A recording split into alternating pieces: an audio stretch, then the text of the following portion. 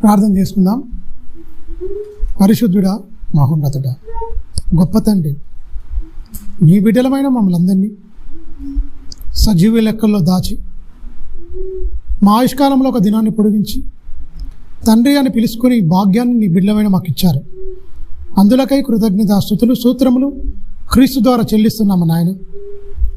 ప్రారంభ పలుకులుగా నీ కుమారుడు మాట్లాడిన మాటల్లో తండ్రి నాయన, అయ్యా మా మాటల్లో దోషం, మా చూపుల్లో దోషం, మానవులందరినీ మలినం చేసిన దుష్టుడు, అన్నిటినీ యుద్ధ ప్రాతిపదికన పునరుద్ధరించాలనే తండ్రి, ఏం మాట్లాడాలి, ఎలా చూడాలి, ఏం జీవించాలి, ఎలా తగ్గింపు ఉండాలి, ఎలా గుర్రంగా కళ్ళెం పెట్టి ఎలాగైతే సర్వశరీరం ఎలా తిప్పుతాడో తన నోటికి కూడా అలా కళ్ళెం పెట్టుకుంటేనే జీవము నిత్య జీవపు మాటలు తన నోటి నుంచి ఒలికితే ఆ మాటలకు మాదిరి క్రీస్తే కదనని చక్కని విషయాలు నాయన మరి కుమారం ద్వారా తెలియజేశారు. దానికై కృతజ్ఞత చెల్లిస్తున్నాం తండ్రి.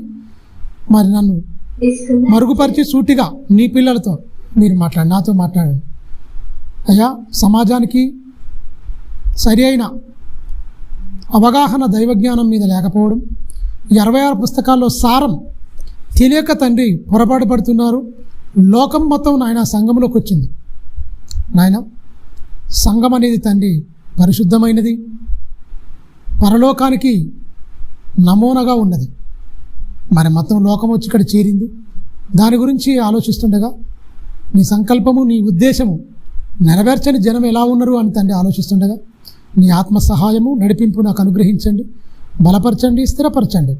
విలువైన నీ సంగతులను చెప్పడానికి నీ నోటి బూరగా నన్ను వాడుకోమని నిండు మనసుతో వేడుకుంటూ వినబోతున్న పిల్లలకు వినగల చెవును, గ్రహించగల మనసును దయచేయండి.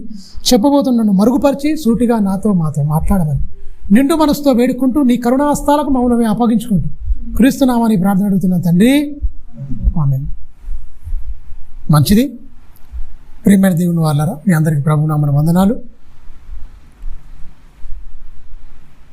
ఇంతవరకు దేవుడిచ్చిన తలంతుని బట్టి, దేవుడిచ్చిన ఆలోచనని బట్టి ఒక 3-4 రోజుల ఒక మంచి అంశం చెప్పాలి అని చాలా వరకు చూసినా, ఇంతవరకు క్రైస్తవ ప్రపంచంలోనే ముక్కుసూటిగా ఇలా ఇప్పుడు నేను చెప్పబోయే మాటలు ఎవరు చెప్పలే. దానికి ఖచ్చితంగా ఇది ఎందుకంటే రికార్డ్ అవుతుంది. మనం కొద్దిమందే ఉండొచ్చు కాక ఒక 300కు పైగా మరి మన ఛానల్ వీక్షిస్తారు కనుక సమాజానికి అనేది అవసరం మాటలు. మీరు గమనించండి, ఒక నూతన సమాజాన్ని నిర్మించుకోవాలి, చేయాలి. ఆదికాండంలో 6వ అధ్యాయంలో 7వ అధ్యాయంలో మొత్తం జలప్రలయం వచ్చిన తర్వాత, జలసమాధి అయిపోయిన తర్వాత, 8వ అధ్యాయానికి వచ్చిన తర్వాత మళ్ళా దేవుడు నరుల హృదయము చెడ్డదని తలంచి శీతాకాలము, వైష్ణవ ఇవన్నీ కాలాలు ఉండక మానవు ఇక నేను భూమితో పాటు మళ్ళీ జలమలయం చేయను అంటే జల సమాధి అనేది చేయనని దేవుడే ఒక అడుగు తగ్గి మనుషులను ప్రేమించి చక్కగా ఇచ్చినట్టుగా మనం చూడగలం. 11వ అధ్యాయానికి వచ్చిన తర్వాత మనుషులందరూ ఆ ప్రాంతాల నుంచి అంటే 10వ అధ్యాయం 9వ అధ్యాయాన్ని ఆశీర్వదించినట్టుగా, షేమును, హామును, యాపేతును ఆశీర్వదించినట్టుగా, మనుషులందరూ చెదిరిపోయినట్టుగా, పుట్టినట్టుగా, అలాగే మరి 11వ అధ్యాయానికి వచ్చిన తర్వాత జనాలందరూ మాట అంటే పలుకు ఒకటే, జనం ఒకటే. వాళ్ళకు గొప్ప గోపురం కట్టుకుందాం, పేరు సంపాదించుకుందాం అన్న నాంది పలుకుతారు. షీనారు అనే మైదానానికి వచ్చిన తర్వాత మనం ఆకాశం అంటే శిఖరమును కట్టుకుందాం, పేరు సంపాదించుకుందాము అని మనుషులు ఆలోచించాడు. అక్కడ మనుషులందరినీ చెదరగొట్టడం జరిగింది. అంటే భాషలు మొత్తం తారుమారు. ఇప్పుడు మాట్లాడుతున్న భాషలన్నింటినీ లిప్పుగల ప్రతి భాష దేవుని వలన వచ్చింది. దేవుడే భాషలన్నీ తారుమారు చేయడం అనేది జరిగిపోయింది. ప్రియమైన దేవుని పిల్లలు మీరు గమనించండి, అది ఇద్దరిద్దరిని జతలుగా చెదరగొట్టచ్చు. ఎందుకంటే ఒక పురుషుని చెదరగొట్టే కష్టం. ఎందుకంటే ఓడలో కాక ఆడామగ రెండేసి వచ్చినట్టుగా, ఓడలోకి వచ్చినట్టుగా ఈ సీనాయి ఆ ప్రాంతంలో, ఆ మైదానంలో ఆడామగ ఇద్దరిద్దరు చెదరగొట్టచ్చు. వాళ్ళందరూ ఎక్కడ వెళ్ళిపోవచ్చు.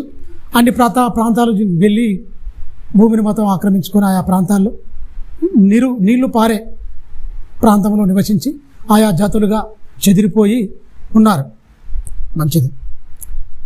దైవికమైన కుటుంబంగా ఎందుకు వాళ్ళు మారలేకపోతున్నారు, దేవుడు మనిషిని పట్ల ఏం సంకల్పించాడు అన్నది లోకానికి తెలియకున్నా పర్లేదు, తెలియదు వాళ్ళకి. కనుక దురదృష్టకరం, బాధాకరం, బాధతో చెప్తున్నది ఏంటంటే బైబిల్ నమ్మిన క్రైస్తవునికే తెలియదు అసలు.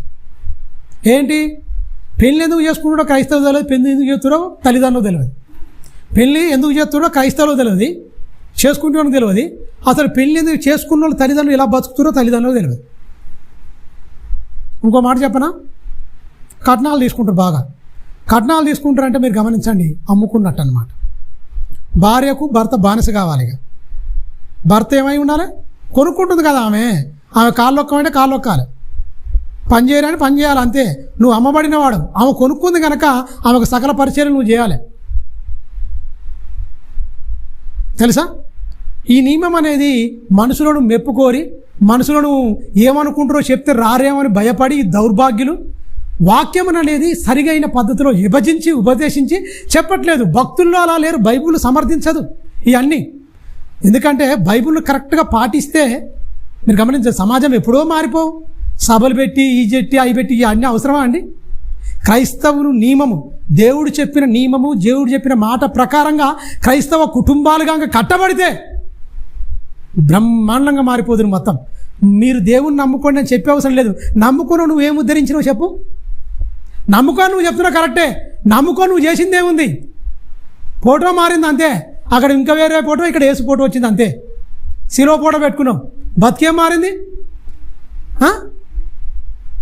వివాహం అన్ని విషయంలో ఘనమైనది, పాన్పు నిష్కల్మషమైనది. ఎబ్రిపత్రిక 13:4 వేస్తారు మంచిగా. వివాహ పత్రిక మీద పతి పత్రిక మీద వేస్తారు. ఎప్పుడు ఘనమైంది ఎప్పుడని చెప్తామండి? వివాహం ఎప్పుడని చెప్పొచ్చు? అప్పుడేనా? అప్పుడే పెళ్లి పత్రిక చేసేసి ఘనమైందని ఎప్పుడు చెప్తారు? అసలు పిల్లలు ఎదిగి వాళ్ళు చచ్చిపోయిన తర్వాత వాళ్ళ బతుకును బట్టి అప్పుడు ఘనమైందని చెప్పాలి. పెళ్లి కాగానే ఇక ఈ ఘనమైందని చెప్పి మా ఘనహీనమైన పనులు చేస్తే కొట్టుకోవడాలు, తిట్టుకోవడాలు, గొడవలు పెట్టుకోవడాలు మొత్తం ఇదైపోతుంటే అది ఘనమైందా ఘనహీనమైందా? అందులో రాయబడిన మాటకు మనం రాసుకున్న పత్రిక మీద రాసుకున్న వాక్యము మన బ్రతుకులో ఏమాత్రం నెరవేరుస్తూ చెప్పండి? ఉందా? ఎక్కడో పెరుగుతుందండి అమ్మాయి, ఎక్కడో అబ్బాయి పెరుగుతాడు. పెళ్ళి అనే బంధంతో 2 అక్షరాలతో ఒకటైపోతురు. ఏకశరీరంగా మారాలంటే మామూలు మాట? తల్లిని, తండ్రిని, అన్నదమ్ములను, బంధువులను అందరిని వదిలేసి వెళ్తుంది. ఒక స్త్రీ వదిలేసి వస్తుంది ఇంటికి. నీ ఇంటికి అందరిని వదిలేసి వస్తుంది. వచ్చినప్పుడు ఏమై ఉండాలి? తల్లి ప్రేమ, తండ్రి ప్రేమ, అన్నదమ్ముల ప్రేమ, అక్క చెల్లెల ప్రేమ అంతా వాళ్ళ ప్రేమను మరిపించే ప్రేమను కురిపించాలి. ఒక భర్తగా, ఒక అత్తగా, ఒక ఆడబిడ్డలుగా, ఒక కుటుంబం నేపథ్యం మొత్తం ఒక నించలించలతో ఒక కుటుంబం అలా ఉండాలి. ఉన్నారా అండి? ఏ అత్త తల్లిగా మారింది, ఏ కోడలు బిడ్డగా మారింది చెప్పండి? బైబిల్కు పరితమా? వీళ్ళు వెళ్తారా? పరలోకం వెళ్తారా? పరలోకం వెళ్తామని భ్రమలో ఉన్నారు. క్రైస్తవ్యం పరలోకం వెళ్తానో భ్రమలు ఉండరు.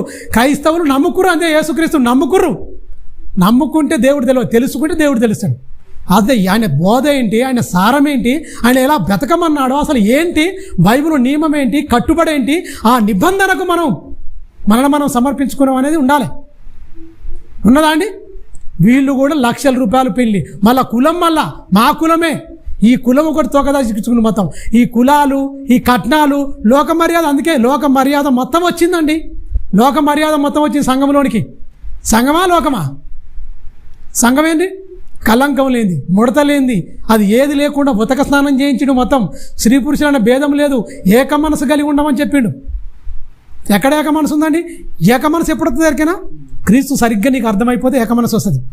భార్య భర్తలు వేరు కాదు, వాళ్ళు ఒకటే శరీరం. దౌర్భాగ్యులు భార్యను కొంతమంది అనుమానిస్తారు. వాళ్ళతో మారే అనుకో, ఈ దాంతో ఎందుకు మాట్లాడుతుంది అంటారు. లేకపోతే భర్త అనుమానించే వాళ్ళు భార్యలు ఉన్నారు అంటే అన్నిట్లలో పోటీ పడిపోతారు. మీరు గమనించండి, ఇంకెక్కడ ఏక శరీరం? అక్కడ ఏంటి? దేవుణ్ణి అవమానపరుస్తున్నట్టు. పురుషుడు ఒంటరిగా ఉండడం మంచిది కాదు. ప్రతి ఒక్కరికి సొంత భార్య ఉండాలి, ఒకరి ధర్మం ఒకరు నడపాలన్నది బైబిల్ నియమం, దేవుడు చెప్పిన నియమం. ఒకరి ధర్మం ఒకరు నడపాలి చెప్పిర్రా. పిల్లలు పుట్టి పెళ్ళయిందండి, పెళ్ళైన ఆ పాన్పు మీదనే, ఆ పాన్పు మీదకి వెళ్ళినంటేనే అప్పుడు దేవుడు కోరుకుంటుండేదే కదా, ఒక నూతన జనరేషన్, ఒక నూతన తరాన్ని ఈ బిడ్డల ద్వారా నేను తెచ్చుకోవాలి అనుకున్నప్పుడు మీరు వెళ్ళిపోతారు. శరీర వాంఛలు తీసుకుంటారా, దేవుని సంకల్పాన్ని నెరవేరుస్తారా చెప్పండి? ఓపెన్గా మాట్లాడుకుందాం. ఇక మీరు గమనించండి, ఎప్పుడు పోతామో మనకు తెలియదు. ఈ దాగుడు మూగలు ఇవన్నీ ఎందుకు? ఏక శరీరంగా మారాలి. వీళ్ళు శరీర వాంఛలు, కామ కోరికలు తీర్చుకోవడానికి వెళ్తురా, దేవుని సంకల్పాన్ని నెరవేర్చడానికి పాన్పెక్తురా. పాన్పు నిష్కల్మషమైంది. కలంకం ఎప్పుడు వస్తుంది? మీరు కలంకమైన ఆలోచనలతో ఉంటే వస్తుంది. నిష్కల్మషమైనది ఎప్పుడు వస్తుంది? పవిత్రమైన ఆలోచనలతో. మమ్మల్ని ఇద్దరు ఒక్కటి చేసావయ్యా, నీ సంకల్పాన్ని నెరవేర్చడానికి తండ్రి మమ్మల్ని నీకు ఒక సాధనంగా నన్ను నా భార్యను వాడుకోమని ప్రార్థన చేసుకుంటే వాళ్ళు ఎంతమంది ఉన్నారండి?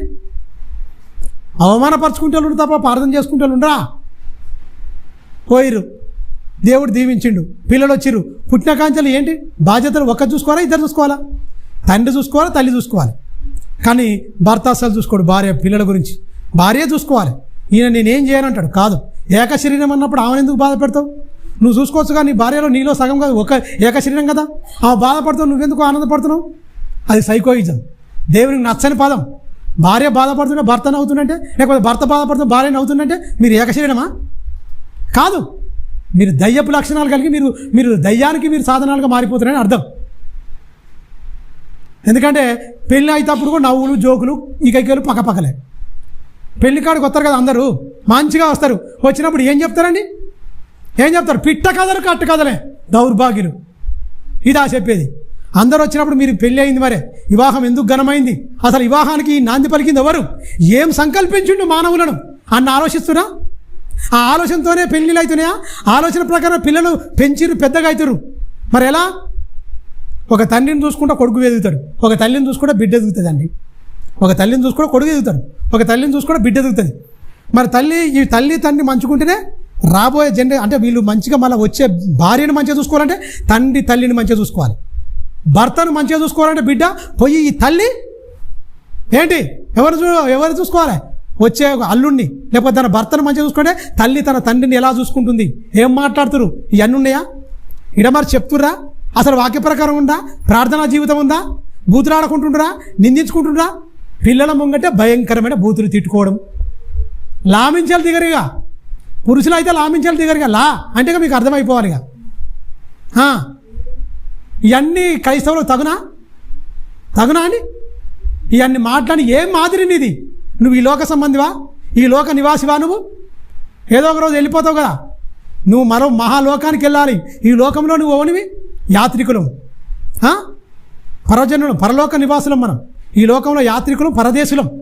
ఈ లోకాన్ని ఒకనొక దినాన మరణం పేరుతో ఈ లోకాన్ని ఖాళీ చేసి వెళ్ళిపోవాలి. ఖచ్చితంగా వెళ్ళిపోయేటప్పుడు దేవుడిచ్చిన బంధాలను ఎంత పటిష్టంగా ఉండాలి, అన్నదమ్ములతో ఎంత చక్కగా ఉండాలి, అక్కచెల్లెలతో ఎంత చక్కగా ఉండాలి. ఈ బంధాలు, దేవుడిచ్చిన బంధాలు ఎంత, ఈ ఆత్మీయ జీవితాన్ని అనుబంధంగా ఎంత పెనవేసుకోవాలో, మంచిగా పెనవేసుకుంటారా? పగలతో రగిలిపోయి తల్లి అంటే తండ్రికి పడక, తండ్రి అంటే కొడుకు పడక, ఈ కుక్కలు చింపిన విస్తారలాగా మారిపోయింది క్రైస్తవులు కూడా. పరలోకం వెళ్తారా? దేవుని సంకల్పము, అనుకున్న సంకల్పం మనుషుల మధ్య నెరవేరుతుందంటారా? దేవుని సంకల్పాన్ని గండి కొట్టేసిరా? చెప్పండి ఒకసారి, చెప్పండి. కులం ఎక్కడిది? కట్నాలు ఎక్కడి? లోక మర్యాదను అనుసరించొద్దని బైబిల్ బోధ. లోక మర్యాదను అనుసరించొద్దు. నువ్వు లోకాన్ని మొత్తం తీసుకొని సంఘంలో పెడితే నువ్వు ఓనివి. ఆయన పవిత్రమైన రక్తాన్ని ఇచ్చి కలంకమైనను ముడతైనను ఏది లేకుండా కడిగేసి తుడిచేసి శుభ్రంగా నిలబెట్టుకును. దాన్ని తీసుకొచ్చి కులం పెడతావు, దాన్ని తీసుకొచ్చి కట్నాలు, లోక మర్యాదను మొత్తం చెత్త మొత్తం తీసుకొచ్చి పెడతావా? ఎవరు వెళ్తారండి?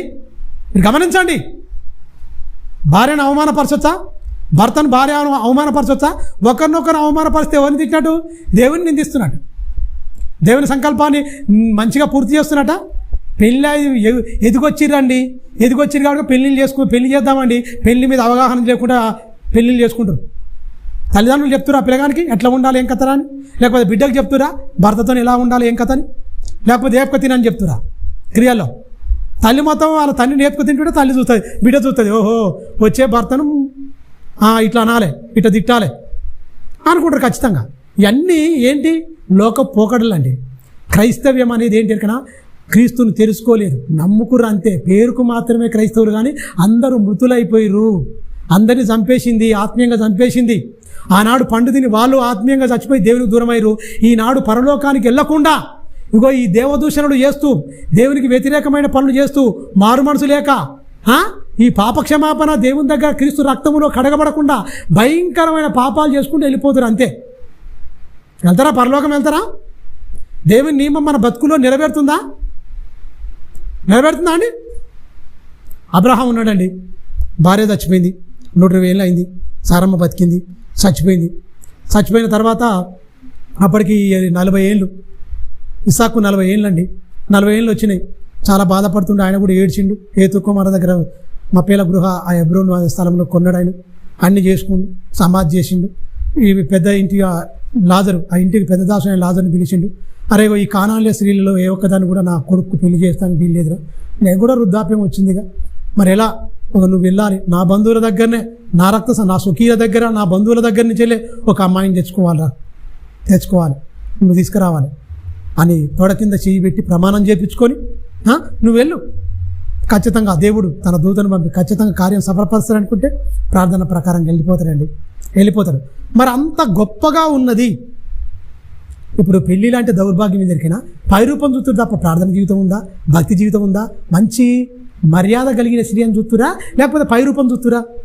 పైరూపం చేసి పెళ్ళిళ్ళు అవుతున్నాయి కనుక పెళ్ళిళ్ళు పెడాకులు అయిపోతున్నాయి.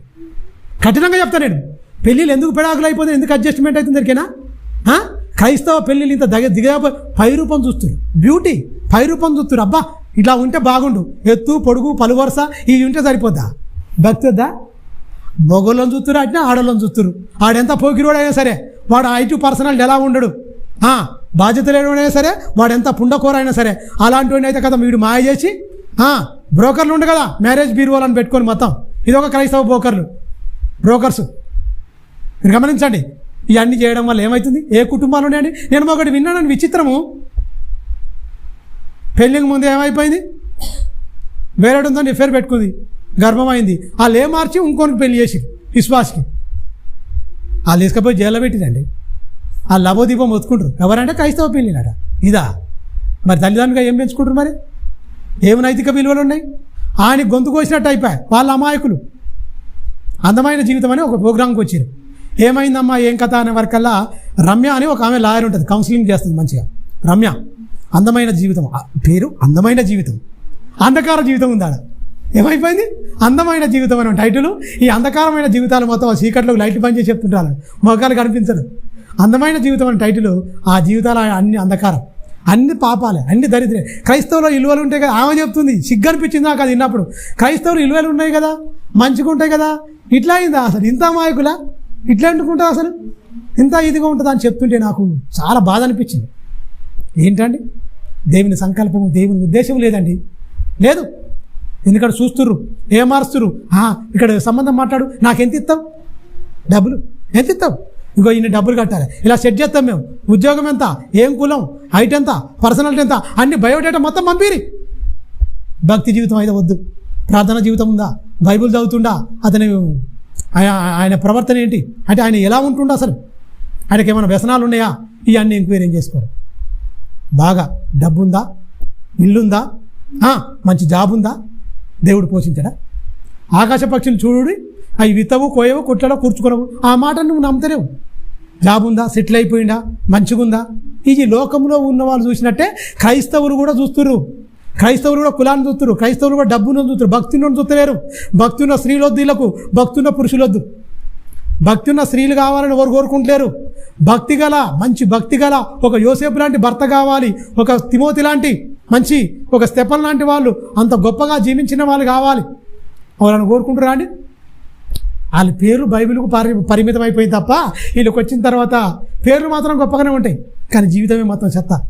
ఎన్నో వ్యసనాలు ఉంటాయి, వ్యసనాలతోనే ఏంటాయి. మళ్ళీ ఇంకోటి ఏమంటారు, ఇక్కడ స్త్రీలు చాలా గోప్యంగా ఉండాలంటారు, పురుషులు తప్పు చేసినా పర్లేదని కూడా ఒక నాందుడు ఉండదు. స్త్రీ అంత పవిత్రంగా ఉండాలి, పురుషుడు కూడా అంత పవిత్రంగానే ఉండాలి. అది బైబిల్ నియమం, తెలుసా? అది బైబిల్ నియమం, దేవుడు చెప్పిన ఉద్దేశం అది. మీరు గమనించండి. పంపించే వరకల్లా వంటలో నీళ్ళు పోసిందండి. అంటే ఎంత వాళ్ళు ఎవరో నాకెందుకు, ఆడియో ముక్కుమొక్కం తినడు వచ్చి నీళ్ళు తాగమంటే నేను ఎందుకు పోయాలి, బావిలోకి చేసి పోయడం అంటే మాట్లాడి, అప్పుడు చేదు నీళ్ళు పోయాలి. కానీ అన్ని పోసింది. వంటలు తాగాలంటే మామూలుగా డ్రమ్ములో కొద్దిగా నీళ్ళు తాగుతాయి, ఆ వంటలు తాగేదాకా వాళ్ళకి సరిపోయేదాకా నీళ్ళు ఆపింది, పోసింది మొత్తం. మీరు గమనించండి. వాళ్ళ ఇంటికి తీసుకుపోద్ది, వాళ్ళు ఉంటారు అక్కడ, అడుగుతారు మంచిగా. అడిగిన తర్వాత చెప్పి ఇష్టపడి వచ్చింది. ఎప్పుడైనా సరే మళ్ళీ పోయిందా అండి? తల్లిదండ్రులు మళ్ళీ గుర్తొచ్చిందా? రెబెకా జీవితంలో తల్లిదండ్రులు 24వ అధ్యాయం చదువుకోండి, ఆదికాండం. ఎప్పుడైనా గుర్తొచ్చినట్టుగా ఇసాకు ఏడిపించినట్టుగా ఎక్కడ ఉందా? ఆయన ఎవరిని చూసి ఎదిగిండు ఇసాకు? సారమ్మను అబ్రహామును చూసి ఎదిగిండు. అబ్రహామును సారమ్మను చూసి ఎదిగిండు పుట్టుకతోని. చిన్నప్పటి నుంచే నా భార్యను మా నాన్నగారు నా తల్లిగారిని ఎలా చూసుకున్నో నేను అలా చూసుకోవాలి. ఏకపత్తి పురుషుడు తెలుసా? ఏకపత్తి పురుషుడు ఇలా ఉండాలి. ఖచ్చితంగా తల్లిదండ్రులు మొత్తం వదిలేసి వచ్చిన వాళ్ళ ప్రేమను మొత్తం మరిపించి పోలే. యాకోబుని తోలింది తప్ప ఈమె వెళ్ళలే. ఇక్కడికి వచ్చిందంటే మళ్ళీ అక్కడ పోయే దాఖలాలు లేవు. అట్లా ఉండేదంటే మీరు గమనించండి, ఎంతగా ప్రేమగా ఉంటే తల్లిదండ్రులను మొత్తం అన్నదమ్ములను అక్క చెల్లెలను బంధువులందరినీ మరిపించే ప్రేమ కురిపించింది అనుకోండి, అంత గొప్పగా ఉంటుంది. సారమ్మ ఉన్నా కూడా అంత గొప్పగా ఉండదు. వచ్చేవరకు సారమ్మ చనిపోయింది, అప్పటికి సారమ్మ చనిపోయింది లేదు. అయినా కూడా అందరినీ మరిపించేంత ప్రేమ మరి ఇస్సాకు కురిపించిందంటే, ఇస్సాకు రెబెకా జీవితాన్ని బట్టి ఇలా ఉన్నారు అనుకుంటాం తప్ప వాళ్ళ జీవితాన్ని ఫుల్ఫిల్ చేస్తున్నాం మేము. నేను ఒక ఇస్సాకును, నా భార్య ఒక రెబెకా. ప్రపంచంలో ఏ క్రైస్తవుడు అని చెప్తాడా అండి? చెప్తారా? చెప్పిన వాళ్ళే పోతారు పరలోకం. లేకపోతే బైబిల్కి మాత్రమే పరిమితం అయిపోయింది భక్తుల జీవితాలు. ఎందుకు రాపించినట్టు? కొట్టుకోమని తిట్టుకోమని ఉందా? ప్రేమించమని ఉందా? వాళ్ళ జీవితాన్ని ఆలోచించండి ఒకసారి. ఇంకోటి, ఇద్దరు కొడుకులు, భార్య, భర్త, ఇద్దరిని దేవుడు ప్రేమించాడు, ఇద్దరు కొడుకులను అనుగ్రహించాడు దేవుడు. సరే, ఈ యెరూషలేము ప్రాంతంలో కరువు వచ్చింది. కరువు వచ్చిన వెంటనే ఇద్దరు కొడుకులను తన భార్యను తీసుకొని ఎలిమెలెకు అంటే ఒక ఆయన ఉన్నాడు, పెద్ద ఆయన తీసుకొని మోయాబు దేశానికి వెళ్ళిపోయి నివసిస్తాడు. నివసించిన తర్వాత కొంతకాలం అయిన తర్వాత ఎలిమెలెకు చనిపోతాడు. కిల్యోను పెద్దవాడు, మహలోను చిన్నవాడు. ఇద్దరు కొడుకులను పెట్టుకొని, భర్త లేకపోయినా ఇద్దరు కొడుకులను పెట్టుకొని అక్కడనే ఉండి ఇద్దరు కొడుకుల పెళ్లి చేసింది. ఎవరండి? ఇద్దరు కొడుకుల పెళ్లి ఎవరు చేసిరు? నయోమి ఇద్దరు కొడుకుల పెళ్లి చేసింది. మీరు గమనించాలి, నయోమి ఇద్దరు కొడుకుల పెళ్లి చేసిందంటే ఎవరు? ఏ స్త్రీలు? వీళ్ళ జాత, వీళ్ళు ఆచరించిన ఆచారాలు కానీ వీళ్ళ పద్ధతులు కానీ తెలిసిన వ్యక్తులా తెలియని వ్యక్తులా? మన వాళ్ళు, మేము క్రైస్తవులం అండి, మీరు క్రైస్తవులో మేము క్రైస్తవులమే, మీరు క్రైస్తవులో మేము క్రైస్తవులమే. కానీ మనలో లేనిదంటే ప్రేమ ఉండదు. క్రైస్తవులే లేనిది ఏముందంటే వీళ్ళలో ఉండదు ప్రేమ, వాళ్ళలో ఉండదు. మీరు గమనించండి. అక్కడి నుంచి వచ్చారు. ఓర్ప, రూతు మారిరంటే అంత గొప్ప విషయం కాదు. అందరు అత్తలు ఎలా ఉంటారండి? అత్తగానే కొమ్ములు వచ్చేస్తాయి మొత్తంగా. వచ్చిందని చూసుకోవాలి, నేను అత్తగా ఉండాలి, ఖచ్చితంగా ఈ పని చేయి, ఆ పని చేయి, ఆ పని చేయి, ఈ పని చేయి, రూల్ చేస్తారు మొత్తం. మీరు గమనించండి, లోకంలో ఉన్న అత్తలు మొత్తం కోడళ్ళ మీద రూల్ చేస్తారు. కానీ ఇక్కడికి వచ్చిన తర్వాత తల్లి ప్రేమను చూపించిందండి. ఎవరు? నయోమి. అది నాలో నుంచి ధ్యానిస్తూనే ఉన్నది ఒకటే. అసలు ఏంటి ఇంత గొప్పగా ఉన్నది? ఎందుకు ఇంత చెత్త బతుకులు అయిపోతున్నాయి క్రైస్తవ జీవితాల్లో? ఈ బతుకులు ఎందుకు రావాలని చాలా బాధ అనిపించింది, వేదన అనిపించింది నాకు. వచ్చిర్రు, పెళ్లి చేసింది. పెళ్ళి అయిన తర్వాత మీరు గమనించాలి, కొత్తగా పెళ్ళి అయినప్పుడు గుసగుసలు నిలబడతాయి. ఏమని? పెళ్ళయిందమ్మా, మీ భర్త మంచిగా చూసుకుంటుందా? మీ అత్త మంచిగా చూసుకుంటుందా? మీ అత్త మామలు మంచిగా, ఎందుకంటే మామ లేడు కాబట్టి మీ అత్త మంచిగా చూసుకుంటుందా? మీ మరిది ఎలా ఉంటుండు? మీ యారాలు ఎలా ఉంటుంది? ఈ ఇరుగు పొరుగు మాటలు గుసగుస ఉంటాయి కదా మంచిగా, ఇవి బాగా చెప్పుకుంటుంటారు. పెళ్ళి అయినప్పుడు ఒక 10 రోజులు, వారం రోజులు, నెల రోజులు, 2 నెలలు ఇవన్నీ అడుగుతూనే ఉంటారు. ఏమైనా జరిగిందా? ఎలా ఉంటుంది? ఎందుకంటే ఎవరిళ్ళలో కూడా ఇంటింటికి ఒక భయంకరమైన మాట చెప్తారు. ఇంటింటికి మంటిపోయే అంటే గొడవలేని ఇల్లు లేదు అని చెప్పుకుంటారు. బుద్ధి లేని మాట అది. నేనేమంటాడు? బుద్ధి లేని మాట. ఇంటింటికి మంటిపోయే, బంగారు పొయ్యిలు ఏవి లేవమ్మా. ఏమని చెప్తారు? ఇంటింటికి మంటిపోయే, ఎండి పొయ్యిలు, బంగారు పొయ్యిలు ఏమి లేవు, అన్నీ మట్టిపోయలే. అంటే అందరు గొడవ పడుతోలే. కానీ ఈ కుటుంబంలో గొడవలు లేవు, కలతలు లేవు, ఇబ్బందులు లేవు. వచ్చిన వెంటనే పెళ్లి చేసింది. పెళ్ళి అయిన వెంటనే అడుగుతారు కదా, ఎంక్వైరీ చేస్తారు కదా, ఏంటమ్మా మీ అత్త అంటే? ఏంటమ్మా, అందరు అత్తలు పెళ్ళి అయిన వెంటనే రకరకాలుగా ఉంటారు. కానీ మా అత్త మాత్రం మేము లేవకముందే మా అందరికి వంట సిద్ధం చేసి అన్నీ చేసేసి వంట సిద్ధం చేసి, అమ్మ లేండమ్మా కడుక్కోండి నాన్న. అత్తగా కాదు, తల్లిగా మారింది మొత్తం. మా తల్లి కూడా ఏందే చేయవానే, ఇంతగానం ఎదిగినావు, ఎంతకాలం చేయాలని నా తల్లి ఇసుకొని నా తల్లి తిట్టింది. కానీ నా అత్త మాత్రం ఒక్కనాడు కూడా పల్లెత్తు మాట అల్లే. ఆమె చేయమని ఎప్పుడు చెప్పలేదు. ఆమె చేస్తుంటే మేము పోయి చేసినాం, కానీ ఈ పని చేయమని ఆమె నోటితో మేము చెప్పలే. ఆమె ప్రేమకు మొత్తం ఏమైపోయారు? బానిస అయిపోయారు వీళ్ళిద్దరు. మీరు గమనించండి. ఉన్నాగలే ఇక గుసగుసలు.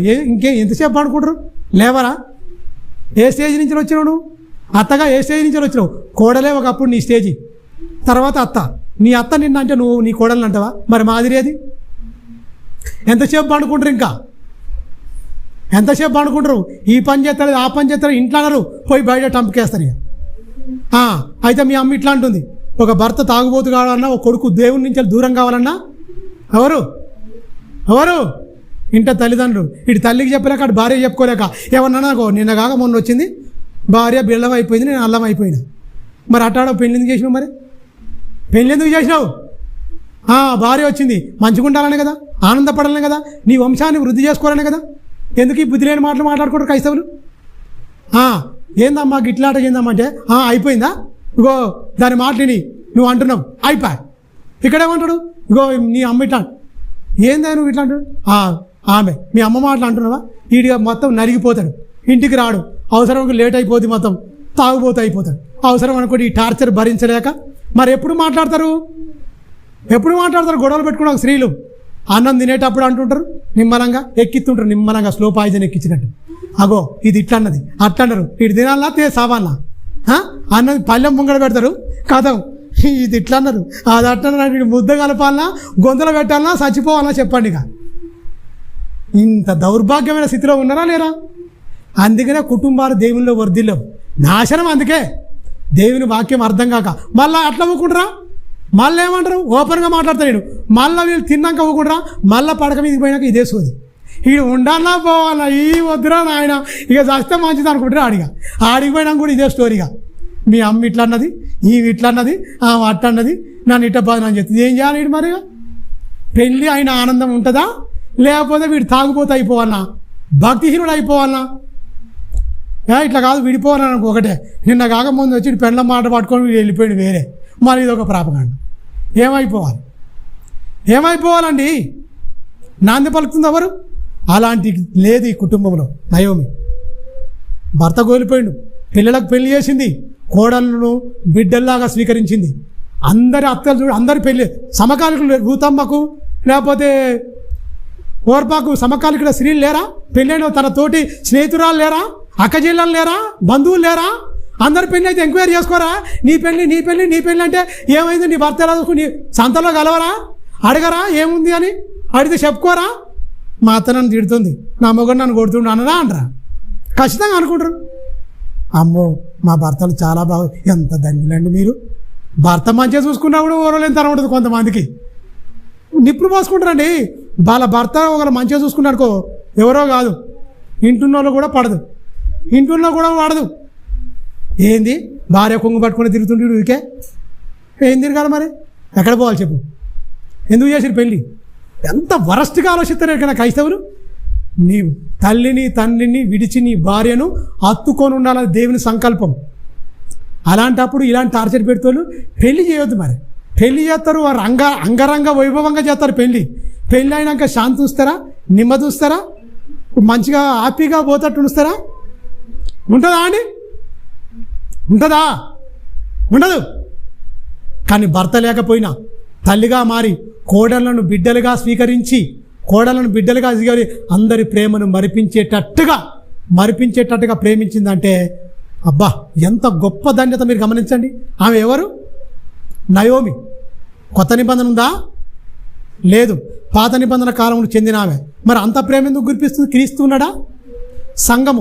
సంఘముగా ఏర్పడి సొంత శరీరాన్ని ప్రేమించినట్టు నీ భార్యను ప్రేమించాలి అన్న నియమము మరి కిల్యోనుకు మహలేలుకుందా? మహలోను కిల్యోను అండి, ఇద్దరు ఉన్నదా? వాళ్ళు ఎన్ని సంవత్సరాలు కాపురం చేసిరండి కలిసి? 10 సంవత్సరాలు. 10 సంవత్సరాలు కలతలు లేకుండా ఉన్నాయంటే ముఖ్య మెయిన్ పిల్లర్ ఎవరికైనా నయోమి. ఎందుకు? జ్ఞానవంతురాలు తన ఇల్లును కట్టును. సామెతల గ్రంథం ఉందా అప్పటికి? లేదు. న్యాయాధిపతుల కాలం అది. సామెతల గ్రంథం లేదు. న్యాయాధిపతి కాలంలో ఉన్న కాలంలోనే జ్ఞానవంతురాలుగా ఉన్నది ఆమె.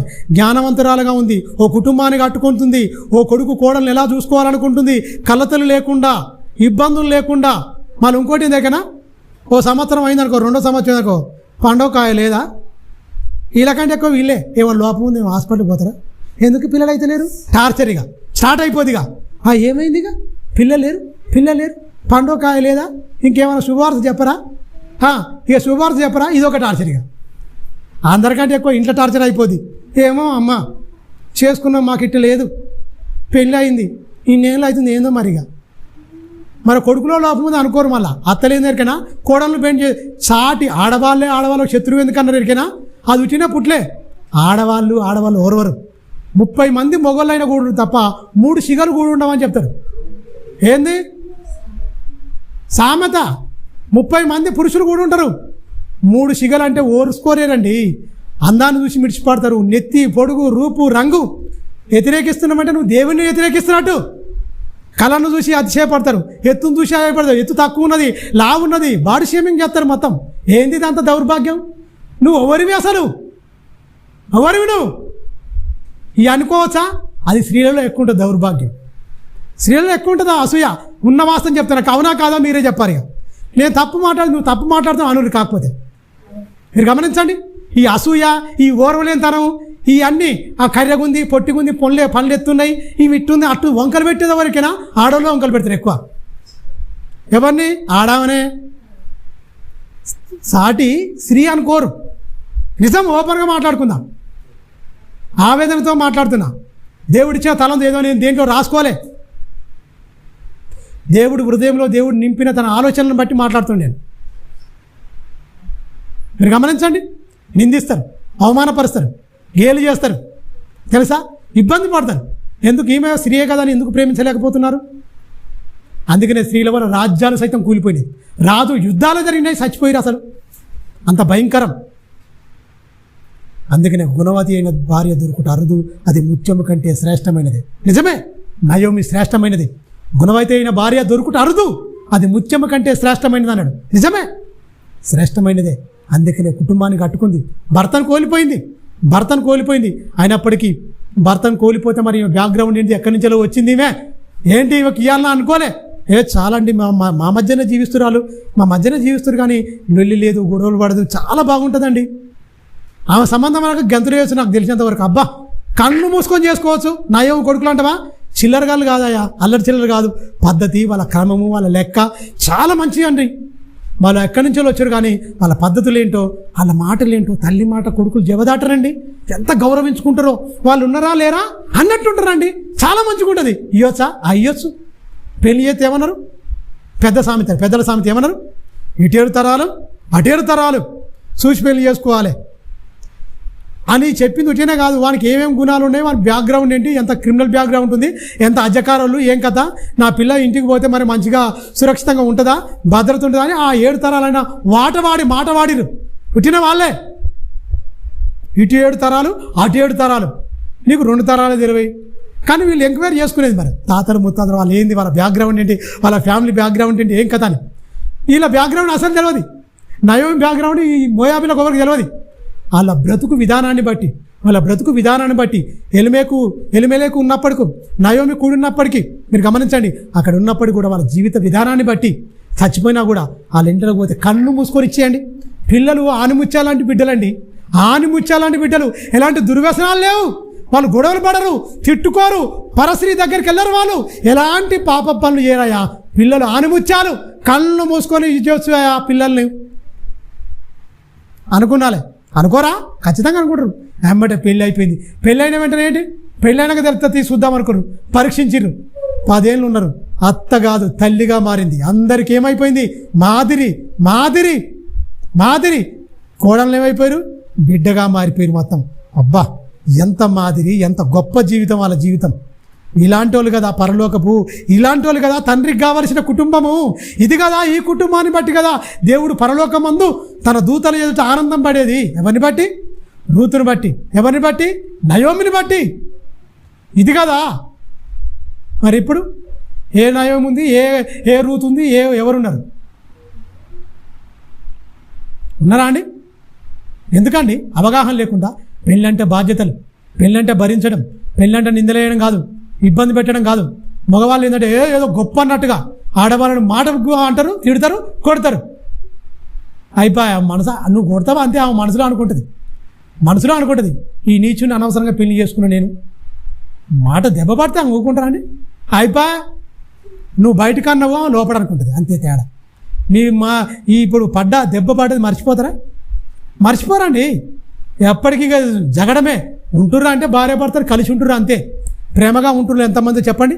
క్రైస్తవ కుటుంబాలనే భార్య భర్తలుగా ఏక శరీరం. అంటే నా మాట నా భార్య గౌరవిస్తుంది, నా భర్త మాట నేను గౌరవిస్తా, మేమిద్దరం వేరు కాదండి, మేము ఒక్కటే శరీరం, దేవుని సంకల్పాన్ని మేము నెరవేరుస్తున్నామని ఎవరు గుండెల మీద చేసుకొని చెప్పండి? చెప్పండి.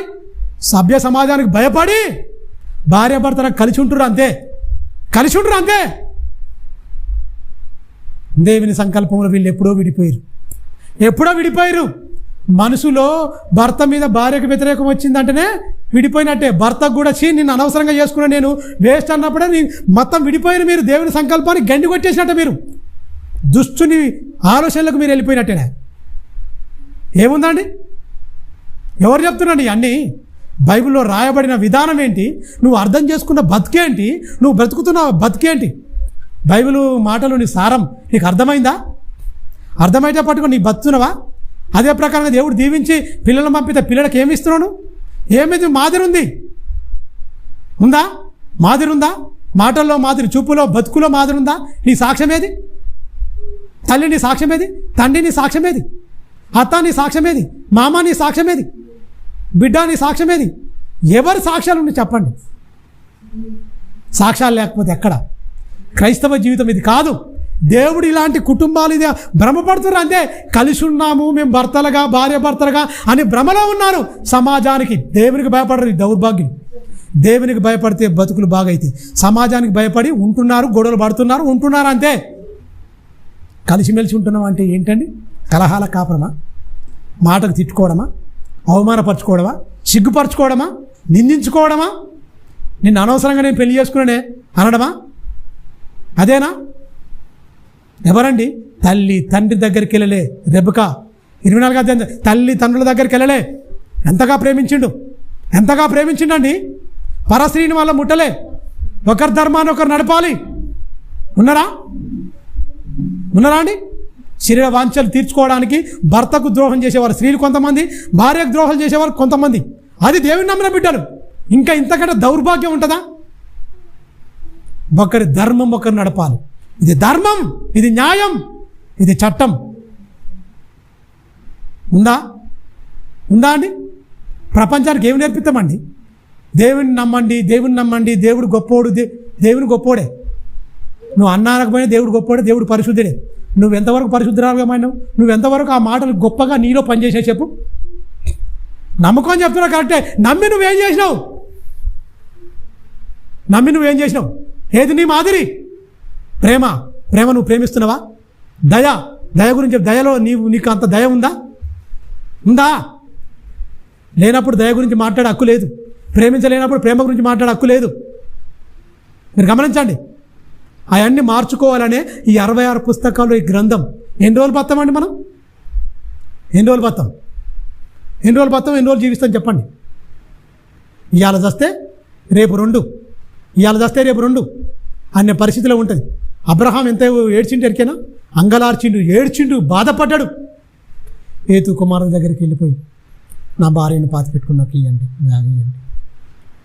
మీరు గమనించండి. 40 తులముల ఎండిచ్చి ఆయన జాగం కొనుక్కుంటాడు. 400 తులముల వెండిచ్చి తన భార్యను ఆ స్థలం కొనుక్కున్నాడు. సమాధులండి. 3 స్థలం కొనుక్కు ఏం సాధించాడు? ఏం కొన్నాడు? ఆయన ఉన్నతంగా బ్రతికిండు. తన భార్యను అంటి పెట్టుకుండు. ఆగరు పెళ్లి చేసినా ఆగరు ఇట్లా అంటుంది. ఏంది అంటే లేదు, నువ్వేం చేస్తావో చేయదాన్ని అన్నాడు తప్ప, నీకు పిల్లలు అయ్యిరే, నువ్వు గొడ్డుపోద్దు దానివి, వేస్ట్ అని ఆగరిని ఏమని ప్రేమించింది? ఎవరిని ప్రేమించింది? ఏంటండి ఎంత ప్రాధాన్యత ఉండాలి? అలాగనే ఎల్కానా చూడండి. ఎల్కానా అన్న విషయంలో చూడండి ఎంత ప్రేమించింది. పెనన్నకు పిల్లలు పుట్టారు అప్పటికి, కానీ మీకు పిల్లలు లేరు. ఎంత ఏడ్చింది. ఇవన్నీ భక్తుల జీవితాలు బైబిల్లో ఉన్నాయి అంతే. ఎవరు ఎల్కానా లెక్క ఉండరు. ఎవరు? మీరు గమనించండి. ఇలా మారలేకపోతున్నట్టు అర్థం ఏంటి? అబ్రహాం లెక్క ఎందుకు మారలేకపో? మంచిగా అంత గొప్పగా ఎందుకుంటున్నాడు? యజమానుడని పిలిచి అబ్రహాముకు లోబడి తన్ను తాను అలంకరించుకుంది.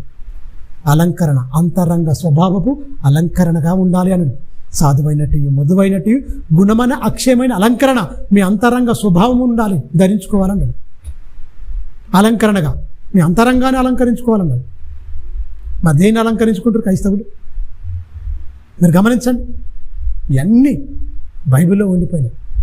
మీరు గమనించండి, 2 కొడుకులు పెళ్లి చేసింది మహాతల్లి.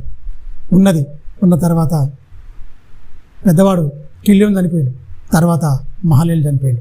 చనిపోయిన తర్వాత మరి నేను సమృద్ధి గల దాన్ని అయి వచ్చాను ఇక్కడికి, రిక్తు గల దానిగా నన్ను చేశాడు, నేను వెళ్ళిపోతా.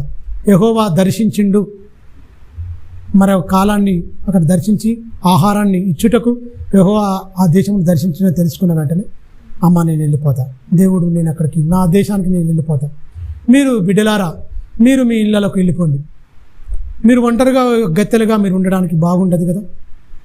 ఒక నమ్మిక కలిగి ఈరోజు ఈ నైట్ నేను ఒక పురుషునితో ఉంటే, కుమారులు పుడితే నాకు వాళ్ళు పెరిగి పెద్ద అయ్యేంత వరకు ఉంటారా మీరు? అది ఎంత మాత్రం తగదమ్మా. బిడ్డలారా మీరు వెళ్ళాలి, ఒక క్షేమం కోరుకుంటుంది. నిందించి ఏలు చేసి మీరు అడుగుపెట్టి నా కొడుకుల ప్రాణం తీసిరు అన్నదా? అన్నదా? కిల్యోని చచ్చిపోగానే ఓర్పానిచ్చి దౌర్భాగ్యరాలా నువ్వు అడుగుపెట్టినావు, నాకు ఏది మంచిగా రాలే, కరువు వచ్చింది, నా కొడుకు చచ్చిపోయినా అన్నదా? రూతు దౌర్భాగ్యరాలా నువ్వు అడుగుపెట్టినావు, నా కొడుకు 2 కొడుకులు చచ్చిపోయినా అని నిందించిందా? దేవుని సంకల్పానికి తల వంచిన మహాతల్లి. 10 సంవత్సరాలు పిల్లలు కాకపోయినా ఎవరు నిందించలే. పిల్లలు అనేది మానవ మాత్రమే కాదు, దేవుని సంకల్పంలో పుట్టాలి అని ప్రేమను గురిపించి తప్పదు. ఎప్పుడు నిందలేదు అవమానం. ఏం రూతమ్మ, ఏం నయోమి, ఏంది మీ కోడల్ని ఇంకా ఏం లేదా అని అడగరా? అయ్యో దేవుని ఆధీనం ఉంటుందమ్మా, మాదేముంటుందమ్మా, మీరు ఎందుకు అడుగుతున్నారని? దేవుని ఆధీనం అదే ఏంది? రెచ్చగొడితే ఉంటారు ఖచ్చితంగా, కళ్ళలో నిప్పులు పోసుకుంటే కూడా ఉంటారు. అత్తాగోడలు మంచి కూర అనుకో, పక్కోడ కూడా పుల్ల పెడతానికి వస్తారు. కానీ ఎవరికి అవకాశం ఇవ్వకుండా ఉన్నారంటే మీరు గమనించండి. అలా ఉన్నవాళ్ళు జ్ఞానవంతురాలు అని అర్థం. జ్ఞానవంతురాలు అత్త కావచ్చు, జ్ఞానవంతురాలు కోడలు కావచ్చు. పక్కలో మాట్లాడినాం అనుకో, నీ ఇల్లు మొత్తం కూలిపోద్ది, పీకేసుకుంటారు మీరే, సమాధానం ఉండదు, కూలిపోద్ది. మంది మాటలు చెప్పుకుంటే ఏమైపోద్ది? ఇల్లు తగలబడిపోద్ది, ఇల్లు మొత్తం ఏంటి యుద్ధం అయిపోద్ది, యుద్ధశాలగా మారిపోద్ది. కుటుంబం మంచిగా లీడ్ చేయాలి, మంచిగా ఉండాలంటే 10 సంవత్సరాలు అన్నదమ్ములు కలిసి ఉండాలంటే ఒక తల్లి తండ్రి చాలా గొప్పగా ఉండాలి, మంచి చెడ్డలు చెప్పాలి, ప్రేమగా ఉండాలి, గొడవలు లేకుండా, కలహం లేకుండా, ఎమ్మటే చక్కగా మంచిగా వాక్య ప్రకారంగా మాట్లాడుకుంటూ వాక్యం ఇలా బతకాలి. మన జీవితాలు అప్లై చేసుకొని మనం బతకాలి. దేవుని నియమాన్ని మన బ్రతుకుల్లో పూర్తి చేయాలి బిడ్డ, పూర్తి చేయాలి. కూర్చున్నప్పుడు లేచినప్పుడు దేవుని గురించి మాట్లాడుతూ ప్రార్థన జీవితం గడిపితే కుటుంబాలు దైవికమైన కుటుంబాలుగా మారుతాయి. ఎంతవరకు కుటుంబాలుగా మారినాయి దైవ కుటుంబాలు ఉన్నాయా? ఏది మాదిరేది?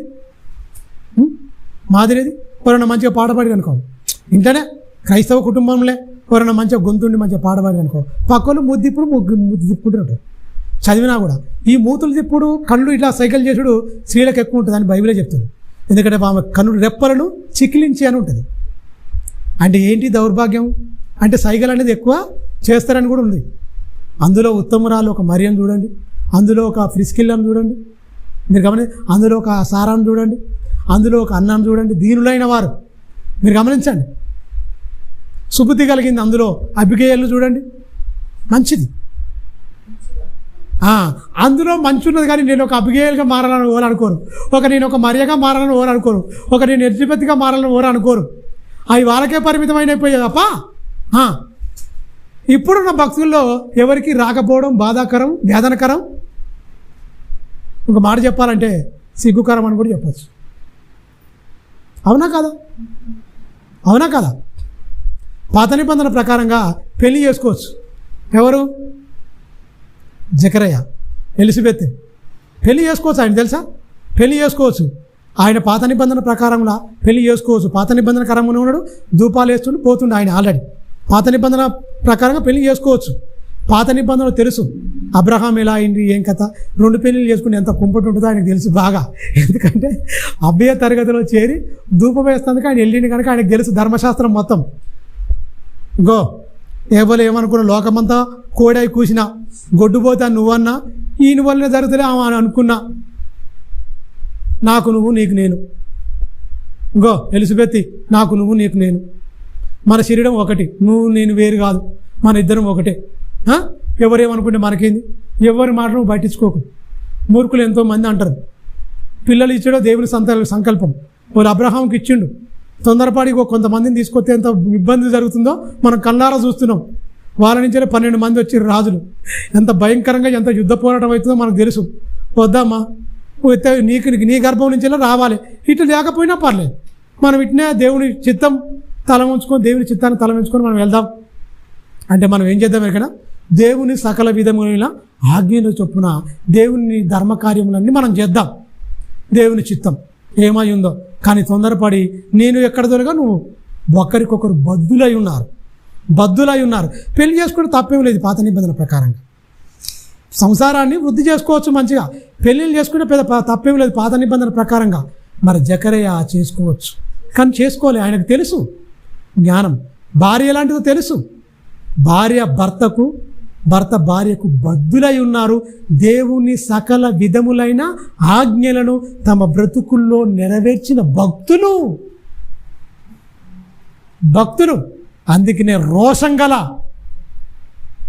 కుమారుడు బాప్తిస్మ యోహాను వాళ్ళ గర్భం నుంచి వచ్చాడు. మీరు గమనించండి. ఎప్పుడన్నా నిందించుకురా, నీ వలన పిల్లలు కాలేదు గుడిదానా అన్నడా? అంతమందికి పిల్లలు అయితే నీ ఇంతేళ్ళు చూసినా భర్తను నిందించుకుందా, భర్తను భార్యను నిందించుకుందా, ఏమైనా జరిగిందా? నిందించుకుంటే భక్తులు గారు సుమా. నిందించుకుంటే భర్త భార్యను నిందించిన, భార్య భర్తను నిందించిన, ఒకరినొకరు తిట్టుకున్నా వీళ్ళొక్కరు పరలోకం వెళ్ళేది కన్ఫామ్ చేసుకోండి. ఇది బైబిల్ నియమం. ఒకరిని ఒకరు తిట్టుకొని ఒకరినొకరు ఇట్లా నియమం పూర్తి చేసుకుని ఇట్లా అనుకుంటే ఏ ఒక్కరు కూడా పరలోకం వెళ్ళరు. కన్ఫామ్ పరలోకం వెళ్ళరు. ఇవన్నీ అనుకొని తిట్టుకొని గొడవలు రాక మాంతయ్య, ఈ పిట్ట కథలు కాకమ్మ కథలు సొల్లు కథలు వద్దు, చెప్పొద్దు.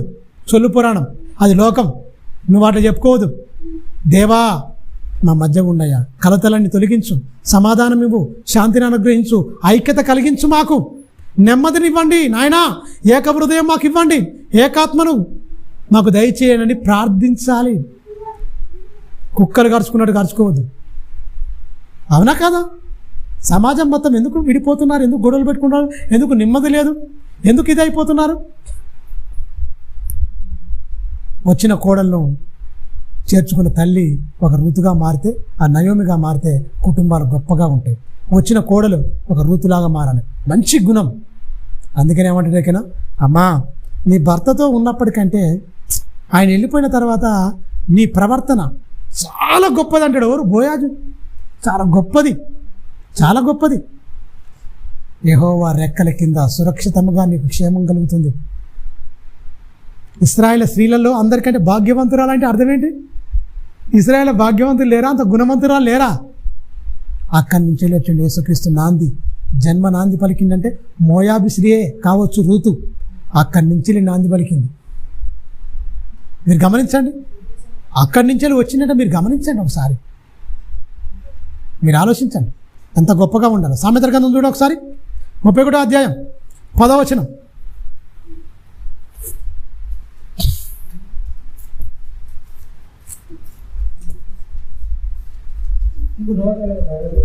గుణవతి అయిన భార్య దొరుకుట అరుదు, అట్టిది ముత్యము కంటే అమూల్యమైనది. ఆమె పెనిమిటి ఆమె యందు నమ్మిక ఉంచును. అతని లాభప్రాప్తికి అంటే ఖర్చులు పెట్టదనమాట, విడిగా షాపింగ్ చేయదనమాట, ఏది పడుతుంది కొనదనమాట. లాభప్రాప్తికి ఖచ్చితంగా ఏంటి వెలితి కలగదంటే అన్నింటినీ చూసుకొని ఖచ్చితంగా అన్ని చేసుకొని ఏదైనా భర్తతో చర్చించి, ఎవరికి ఇష్టం వచ్చాడు వాళ్ళు చేయడానికి లేదు.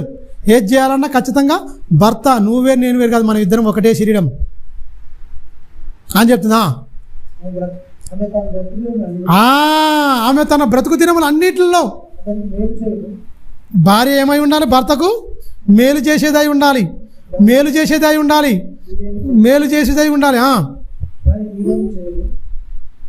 కీడేం చేస్తానని చెప్పండి. భార్య ఏం కీడు చేస్తుందండి? భర్త కాడ కీడు చేస్తే ఉండట. మరి ఆమె కీడేం చేయదండి. ఏం కీడు చేస్తారు చెప్పండి? ఏం కీడు చేస్తారండి? మొన్న తిరుమలగిలో గొడవ అయింది. అది భర్తకు భార్య ద్రోహం చేసింది. ఆ ద్రోహం చేస్తే భార్య తల్లిగారింటికి వెళ్ళిపోయింది. ఆ ద్రోహం ఎవడైతే చేసిండో వాడిని తల వీడికి నరికేసినాడు. తిరుమలగిరి ప్రాంతంలో. వీడికి నరికేసి తలకాయ పక్కకు పెట్టిండు, ఈ నడుము కాడికి ముక్కలో గొడ్డలతో నరికేసిండు మొత్తం. నాకు ద్రోహం చేసింది, నాకు కీడు చేసింది అని నరికేసిండు. వాడు అన్యుడు నరికేసిండు. మీరు గమనించండి, ఎక్కువ కేసులు ఎందుకు ఇలా అవుతున్నాయి ఎరికినా? ఎట్లా? ఇల్లీగల్. ఈ అక్రమ సంబంధాలు, క్రమం కాదు, అక్రమ సంబంధాలు. మీరు గమనించండి, దేవుడు వివాహం పరిశుద్ధమైంది అన్నాడు. దేవుడు ఎన్నో ఆశలు పెట్టుకొని ఉన్నాడు. ఇది మామూలు విషయం కాదు. దేవుడు సంకల్పించింది అది. ఆదామును చేసిన తర్వాత ఆదాము నుంచి అవ్వను ఎందుకు తీసిండు? మీరు గమనించారా? ఎప్పుడైనా సరే ఆదాము అవ్వను నిందించినాడు చూసిరా? ఆ ఒక మాట అంటాడు, ఒకటే, నువ్వు నాకు ఇచ్చిన స్త్రీ అంటాడు తప్ప నువ్వు మళ్ళీ ఏమన్నాడు? ప్రేమించిండు, హత్తుకొని ఉన్నాడు, దేవుని సంకల్పాన్ని పూర్తి చేసిండు. యెహోవా దయ వలన మేము ఒక మనుషుల్ని సంపాదించుకుంటుంది. ఆదాము అవ్వను కూడినప్పుడు ఆమె గర్భవతి కుమారుడు కనెను, అతని పేరు కయ్యేను. అంటే ఒక మనుషుని మేము సంపాదించి యెహోవా దయ వలన. అంటే ప్రేమించిండా? ప్రేమించిండు. పురుడు పోసిండా? పురుడు కూడా ఆయన పోసిండు. భార్యకు పురుటినొప్పులు తీసింది ఆమె, పురుటినొప్పులు ఆమె తీసింది, పురుడు ఈయనే పోసిండు. అంటే స్త్రీ ఒక జన్మ రావాలంటే కన్నారా చూసిండు ఎవరు? ఆదాం. అమ్మో, నేలమట్టితో చేయడం ఈజీ కావచ్చు, కానీ ఒక తల్లి నవమాసాలు మోసి కని పెంచాలంటే ఆ ప్రసవ వేదన పడుతుంటే కళ్ళతో చూసిన వ్యక్తి ఎవరు? ఎముకలన్నీ ఇరిగిపోయేటట్టుగా నొప్పులు కళ్ళతో చూసి తట్టుకోలేకపోయిందండి ఆదాము. నాకు అదే అనిపించింది, తట్టుకోలేకపోయింది. గుండెల్లో పెట్టుకొని చూసిండవు అవ్వను. ఒక జన్మనివ్వాలంటే స్త్రీ గొప్ప, ఇంత గొప్పదా? ఇంత తండ్రి ఇంత సంకల్పించాడా? అమ్మో, ఒక ప్రాణం పోతుందని తెలిసినా కూడా ప్రాణంగా పెట్టి ఒక జీవిని ఈ లోకానికి తీసుకొస్తుంది. ఇంత గొప్ప జన్మ ఈ స్త్రీది అని గుండెల్లో పెట్టుకొని చూసిండండి ఆదాము. అనేక మంది పిల్లలను కానీ అంటే మామూలు మాటల అలా దాంపత్య జీవితం కలతలు లేవు, గొడవ పెట్టుకోలే, నిందించుకోలే, సిగ్గుపరచలే, అవమానం తేలే ఆదాముకు. ఆమె తెలిస్తే లేక ఏదో అమ్మవాది ఊరిలో పడ్డమే తప్పైపోయింది, కానీ దేవుని నియమాన్ని వాళ్ళ బ్రతుకుల్లో పూర్తి చేసిన పునీతులు వాళ్ళు, ధన్యులు అని చెప్పచ్చు. ఏ వాక్యం లేనప్పుడే 66 పుస్తకాలు లేనప్పుడే అంత గొప్పగా బతికిండు. వాక్యం లేనప్పుడే అబ్రహాం బతికిండు. వాక్యం లేనప్పుడే నోవాహు జీవితంలో ఉన్నాయి, ఇంత గొప్పగా ఉన్నారు. మరి ఎందుకు ఈయన 66 పుస్తకాలు మన దగ్గరికి మొత్తం వచ్చినా కూడా మనిషి ఎందుకు ఇదైపోతుండు? అందుకనే తన భార్య అట ఏ కీడు చేయదు, మేలే చేస్తుంది, కీడు చేయదు. కీడు చేసే భార్యలు ఉందా? భార్యకు కీడు చేసే వాళ్ళు భర్తలు ఉన్నారు, భర్తకు కీడు చేసేవాళ్ళు భార్యలు ఉన్నారు. ఆడవాళ్ళు అన్నిటిలో సమానత్వం. అంటే ఎందులో సమానత్వం ఉండాలి? ప్రేమలో, ఒకరినొకరు అర్థం చేసుకోవడంలో, ఒకరినొకరు ప్రేమించుకోవడంలో సమానత్వం ఉండాలి. ద్రోహం చేసుకోవడం కాదు. ద్రోహం చేసుకోవడంలో సమానత్వం ఉన్నారు, మోసం చేసుకోవడం సమానత్వం ఉన్నారు. కానీ నువ్వు భర్తను మోసం చేయొచ్చు, కానీ నీ భార్యను నువ్వు మోసం చేయొచ్చు. ఒక ఆయన ఉండి ఆయన మోసం ఎవ్వడు చేయలేడు. ఎందుకంటే మోసపోకుడి దేవుడు ఏం కిరీం వాడు, ఆయన దగ్గర దొరుకుతారు మీరు. ఆయన ఒప్పుకుంటాడా? ప్రతిదీ లెక్క కట్టి ముక్కు పిండి వసూలు చేస్తారంట చూసిరా? ఏం చెప్పుకుంటారు మీరు? చెప్పండి. అన్ని చిట్టా మొత్తం ఇప్పేస్తాడండి. అడిగితే ఎక్కడ పెట్టుకుంటారు తలా? చెప్పండి, ఏం చేస్తారు అప్పుడు? మీరు ఆలోచించారా ఒకసారి? అందుకనే ఎప్పటికీ తన జీవితకాలం అంతా ఎప్పుడు ఆమె భర్తకు ద్రోహం చేయదట, కీడు చేయదట. అంటే అంత గుణవతి అయిన భార్య దొరుకుడు ఎట్లయితుంది? ఆమె గుణవతిగా ఉండడం అంటే తెలియకుండొచ్చు. ఎప్పుడు గుణవతులుగా మారిరేకినా నయోమి దగ్గరికి వచ్చేవరకు వాళ్ళ గుణాలు మొత్తం మారిపోయినాయి. ఆ లోకపు వాతావరణంతో మారిపోయింది. ఆమె మోయాబీలు మంచోళ్ళు అనుకుంటారా? వాళ్ళు భయంకరులు. కానీ ఒక మంచి చెడ్డ దాని నుంచి ఒక మంచిది వచ్చిందంటే అర్థం ఏంటి? గంజాయి వనములో తులసి మొక్క అంటారు కదా, ఒక మంచిది, ఔషధం లాంటి వాళ్ళు. అంటే అక్కడి నుంచి వెళ్ళి ఆ వాతావరణంలో ఆ చెడ్డ సమాజంలో చెడ్డ వాతావరణంలో పెరిగినప్పటికీ ఇక్కడికి వచ్చే వరకు ఏమైపోయింది? ప్యూర్ అయిపోయింది, మంచిగా అయిపోయింది, ఫిల్టర్ అయిపోయింది మొత్తం.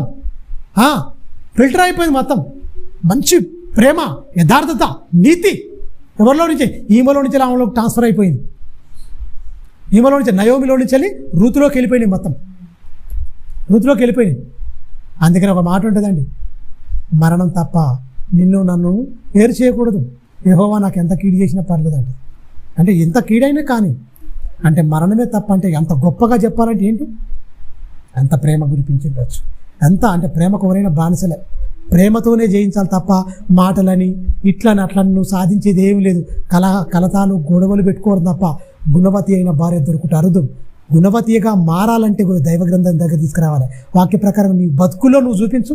అందరు గుణహీనులైనా అందరిని గుణపరిచి గుణవంతురాలను మార్చేది దమ్ము అంటే శక్తి లేఖనాలకు ఉన్నది. అంత శక్తి ఈ లేఖనాలకు ఉంది. అవి కూడా నీకు పని చేస్తలేమంటే అర్థమైంది దీనికి. ఎక్స్పైరీ అయిన డేట్ అయితే ఎక్స్పైరీ డేట్ ఉంటుందిగా మందులకు. ఎక్స్పైరీ డేట్ మందులు వేస్తే ఏమైపోద్ది, చచ్చిపోతారు. ఈ శక్తివంతమైన మాటలకు మృతమైన నీ దేహంలో పనిచేయవు. చచ్చిపోయిన వాళ్ళకు ఏ టాబ్లెట్ ఎక్కించి ఏ గ్లూకోజ్లు ఎక్కించి ఏ మందులు కాస్ట్లీ మందులు ఎక్కిస్తే బతడా, చచ్చిపోయినావు. ఆత్మ వేరైపోయింది. లేదండి ఇంజక్షన్ చేపిస్తా 1000 రూపాయలు కాదు, నేను 1,00,000 రూపాయలైనా కరోనా ఇంజక్షన్ చేపిస్తాడు. ఆన్లో నుంచి ఆత్మ వెళ్ళిపోయినాక నువ్వు ఎన్ని లక్షలు పెట్టి ఏ ఇంజక్షన్ పడితే వాళ్ళు లేచుకోకుంటాడు, ఉంటాడా, లేస్తాడా? ఆత్మీయంగా నువ్వు చచ్చిపోతే ఈ జీవ మాటలు నీలో ఎందుకు పనిచేస్తాయి? పనిచేస్తాయా? మృతులను సైతం సజీవులుగా మార్చే శక్తివంతమైన మాటలు నీ హృదయ అంతరంగంలోకి వెళ్ళిపోయి నీలో ఉజ్జీవింపజేయాలి. నీ క్యారెక్టర్ మారిపోవాలి. మారకుండా నువ్వు వాటినే బండలాగా మొత్తం ఆన్నే ఉన్నట్టుంటే, మారకపోతే, ఆ మృదుతత్వం రాకపోతే, ఆ క్రీస్తులో ఉన్న గుణాలు ఆ లక్షణాలు రాకపోతే నిన్నేమనాలి చెప్పిగా? బతికినాట సచ్చినట, బ్రతికినాట సచ్చినట. దేవుని వాక్యాన్ని కూడా నీలో పని చేయకుండా దుష్టుడు పండిన పన్నాగంలో అందరూ వాని ఉచ్చులో వాని ఉరిలో చిక్కబడ్డది ప్రపంచం మొత్తం. ఇంటోళ్ళకేనండి, పక్కని ప్రేమించమని కాదు, నిన్ను వల్లే నీ పొరుగువారిని ప్రేమించాలని బైబిల్ మొత్తం ఒక్క మాటతోనే నిక్షితమై ఉన్నది, పొందుపరచబడిందని చెప్పిండు. ఇంటిలోతోనే నువ్వు ప్రేమించినప్పుడు, ఇంటిలో నువ్వు మంచిగా చూసుకున్నప్పుడు, భార్యను ప్రేమించినప్పుడు, భర్తను ప్రేమించినప్పుడు, పిల్లలను ప్రేమించినప్పుడు, తల్లిదండ్రులను ప్రేమించినప్పుడు నువ్వు పరలోకం ఎలా వెళ్తావు? అసలు నువ్వు క్రీస్తువు ఎలా ప్రతినిధివి, క్రీస్తుకు ఎలా నువ్వు సాక్షివి? అందుకనే మీ నిమిత్తమే అన్యజనుల మధ్య నా నామం ఎవడో కాదని నాకు ద్రోహం చేసేది మీరే, నమ్మినోళ్ళని చెప్పుకుంటారు మీరే. మీరు మారక, నా వాక్కులు మీ హృదయంలోకి వెళ్ళక, మీరు మారక నా నామము కలంకపరచబడుతుంది, అవమానపరచబడుతుంది. మీ బతుకులే మారితే నా నామము శరవేగంగా వెళ్ళిపోద్ది. అందుకని అపోస్తులు మారేది, కన్నంతరాలు దాటిపోయింది, 4 దిశలకు దేవుని వాక్యం వ్యాప్తి చెందిందంటే వాళ్ళు మారారయ్యా. వాళ్ళు మారి వాక్య ప్రకారంగా బతికి చెప్పారు కనుక వాక్యం వెళ్ళింది. మనం మారం, చెప్తాం. మనం మారము, చెప్తాం. వాళ్ళు మారి చెప్పారు, క్రియల్లో వాళ్ళు చూపించారు, మనం మాటల్లో చూపిస్తాం. క్రియలు అక్కడికి వచ్చే వరకు శూన్యం. ఎందుకు మారలేకపోతున్నారు? ఎందుకు ఆకర్షించలేకపోతున్నారు? నువ్వు మాట్లాడితే ఇంకా నీతో మాట్లాడాలనిపించాలి. బోరు కొట్టకూడదు, సుత్తి పెట్టవద్దు. నువ్వు మాట్లాడితే వినాలి, తప్పించాలి. హృదయం ఇంకా కొత్త కొత్త విషయాలు మాట్లాడతాడు దేవుడు, మాట్లాడతాడు. లోక ముచ్చట్లో చెవులు ఇలా అయిపోతాయి. అంటే ఏంటి? చెప్పిందే చెప్తావు అనుకో. అలా కాదు, దేవునిలో ఉన్న నూతనత్వాన్ని పరిచయం చేసుకోవాలి. దేవుని మాటలకు బోరు కొట్టదు, దేవుని మాటలు ఉత్తేజపరుస్తుంది మొత్తం. దేవుని మాటలు నిన్ను, నీ హృదయాన్ని ఉప్పంగా చేస్తాయి. అబ్బా ఏంటి అని, ఎలా జీవించాలని మీరు గమనించండి. కీడు చేయదట చాలా గొప్పగా ఉన్నదని చెప్తుంది. అందుకనే చూడండి 31వ అధ్యాయం సామెతల గ్రంథం ఇంకా కిందికి వచ్చింది. ఆమె గొర్రెబొచ్చును అవిసెనారను వెతుకును. ఏంటి? దాని చేతులారా వాటితో పనిచేయును. వర్తకపు ఓడలు దూరము నుండి ఆహారం తెచ్చినట్లు ఆమె దూరము నుండి ఆహారం తెచ్చుకును. ఆమె చీకట్లో లేచి, అబ్బా చూడండి, చీకట్లో లేచి ఏం చేయాలి? ఆడలకు ఉండవలసిన ఇంకో క్యారెక్టర్, గుణవతి అయిన భార్యకు ఉండవలసిన ఇంకో క్యారెక్టర్. చీకటితో లేచి తన ఇంటి వారి కొరకు భోజనం సిద్ధపరచను. నిజంగానండి, ఆడవాళ్ళ కష్టం చాలా ఎక్కువ ఉంటుంది. అవన్నీ తోమాలి, అన్నీ చేయాలంటే. కానీ పొద్దుగాలు లేవాలి. 10 గంటలకు, 7 గంటలకు, 8 గంటలకు లేయడం వేస్ట్. ఈ మాట వాళ్ళకి అప్లై కాదు. 7 గంటలకు లేతులకు 8 గంటలకు లేతులకు ఈ మాట అసలు అప్లై కాదు. అంటే గుణవతి దేవుని నియమంలో ఉన్నవాళ్ళు చీకటితోనే లేతారు. నేను ధైర్యంగా చెప్తా, నా భార్య నాతో లేదు, కానీ నా భార్య 5 గంటలకు లేచేది. నా భార్య 5 గంటలకు లేచేది ప్రతిరోజు. ఎప్పుడైనా ఒక టైం అంటే టైం అంతే. అజైతప్పుడు లేచుకోకునేది అంతే, అజైతప్పుడు లేచేది అంతే. ప్రార్థన చేసుకునేది, వాకింగ్ చదువుకునేది. మేమందరం లేకమునికే మొత్తం భోజనాలు అన్నింటిది, టీ పెట్టుకుని తాగేది, మమ్మల్ని లేపేది. లేదండి. మీరు గమనించండి, బైబిల్ నియమం అండి, అది ఉండాలి ఖచ్చితంగా. ఎక్కడా ఏనాడు నాకు అగౌరవపరుస్తట్టు, నన్ను అగౌరవపరుస్తట్టు ఏనాడు ఆమె నడుచుకోలేదు. అది ఉండాలి. గౌరవంగా పెద్దలతో, దేశ పెద్దలతో తన భర్త కూర్చుంటాడంటే మాటలా, గౌరవంగా దేశ పెద్దలతో, అక్కడ ఉన్న దేశ పెద్దలతో ఆయన కూర్చుంటాడు తన భర్త. భర్తకు భార్య గౌరవం, భార్యకు భర్త గౌరవం. ఒకరినొకరు సిగ్గుపరుచుకునేవాడు క్రీస్తు సంబంధి కాదు. భార్యను అవమానపరిచి నలుగుట్లో సులకన చేస్తే న్యాయమా? తిడితే న్యాయమా? నీకు మేలు అనుకుంటున్నావా? నువ్వు దేవుని సృష్టికర్తని నిందిస్తున్నట్టు.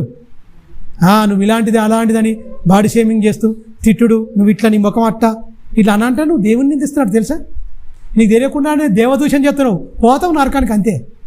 ఆరిపోయే దీపానికి ఎలిగెక్కువ అన్నట్టుగా పోయే కాలం వచ్చినాక ఇలాంటి దుర్బోధ దుర్విషయాలే మాట్లాడతాం మనం. జీవపు మాటలు మాట్లాడడం. ఎప్పుడు అందంగా ఉంటారా? ఎప్పుడు అందంగా ఉంటారా? తల్లి పాలిస్తుందండి. వాళ్ళ అందం అనేది ఏంటి? పిల్లలకు వస్తుంది, వాళ్ళు పోతారు. కానీ ఏంటి, నువ్వు ఇలా ఉన్నావు, నీ ముఖం బాగాలేతి ఏంటి నిందలు? మగవాళ్ళు కొంతమంది అంటుంటే నాకు మామూలు కోపం రాదు అసలు. ఇట్లా ఉన్నది అట్లా ఉంది, ఆ ముఖం బాగుంది, ఎందుకు అట్లా అంటున్నావు?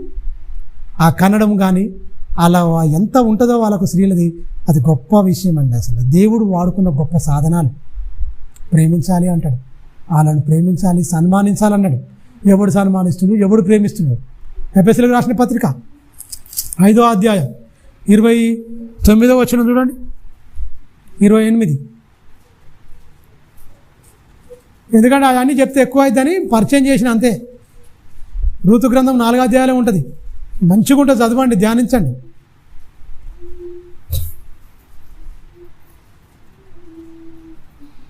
ఐదో అధ్యాయం ఎఫెసీయులకు రాసిన పత్రిక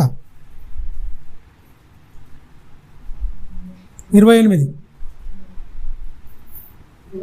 అటువలనే చూడండి, అటువలనే పురుషులు కూడా తమ సొంత శరీరము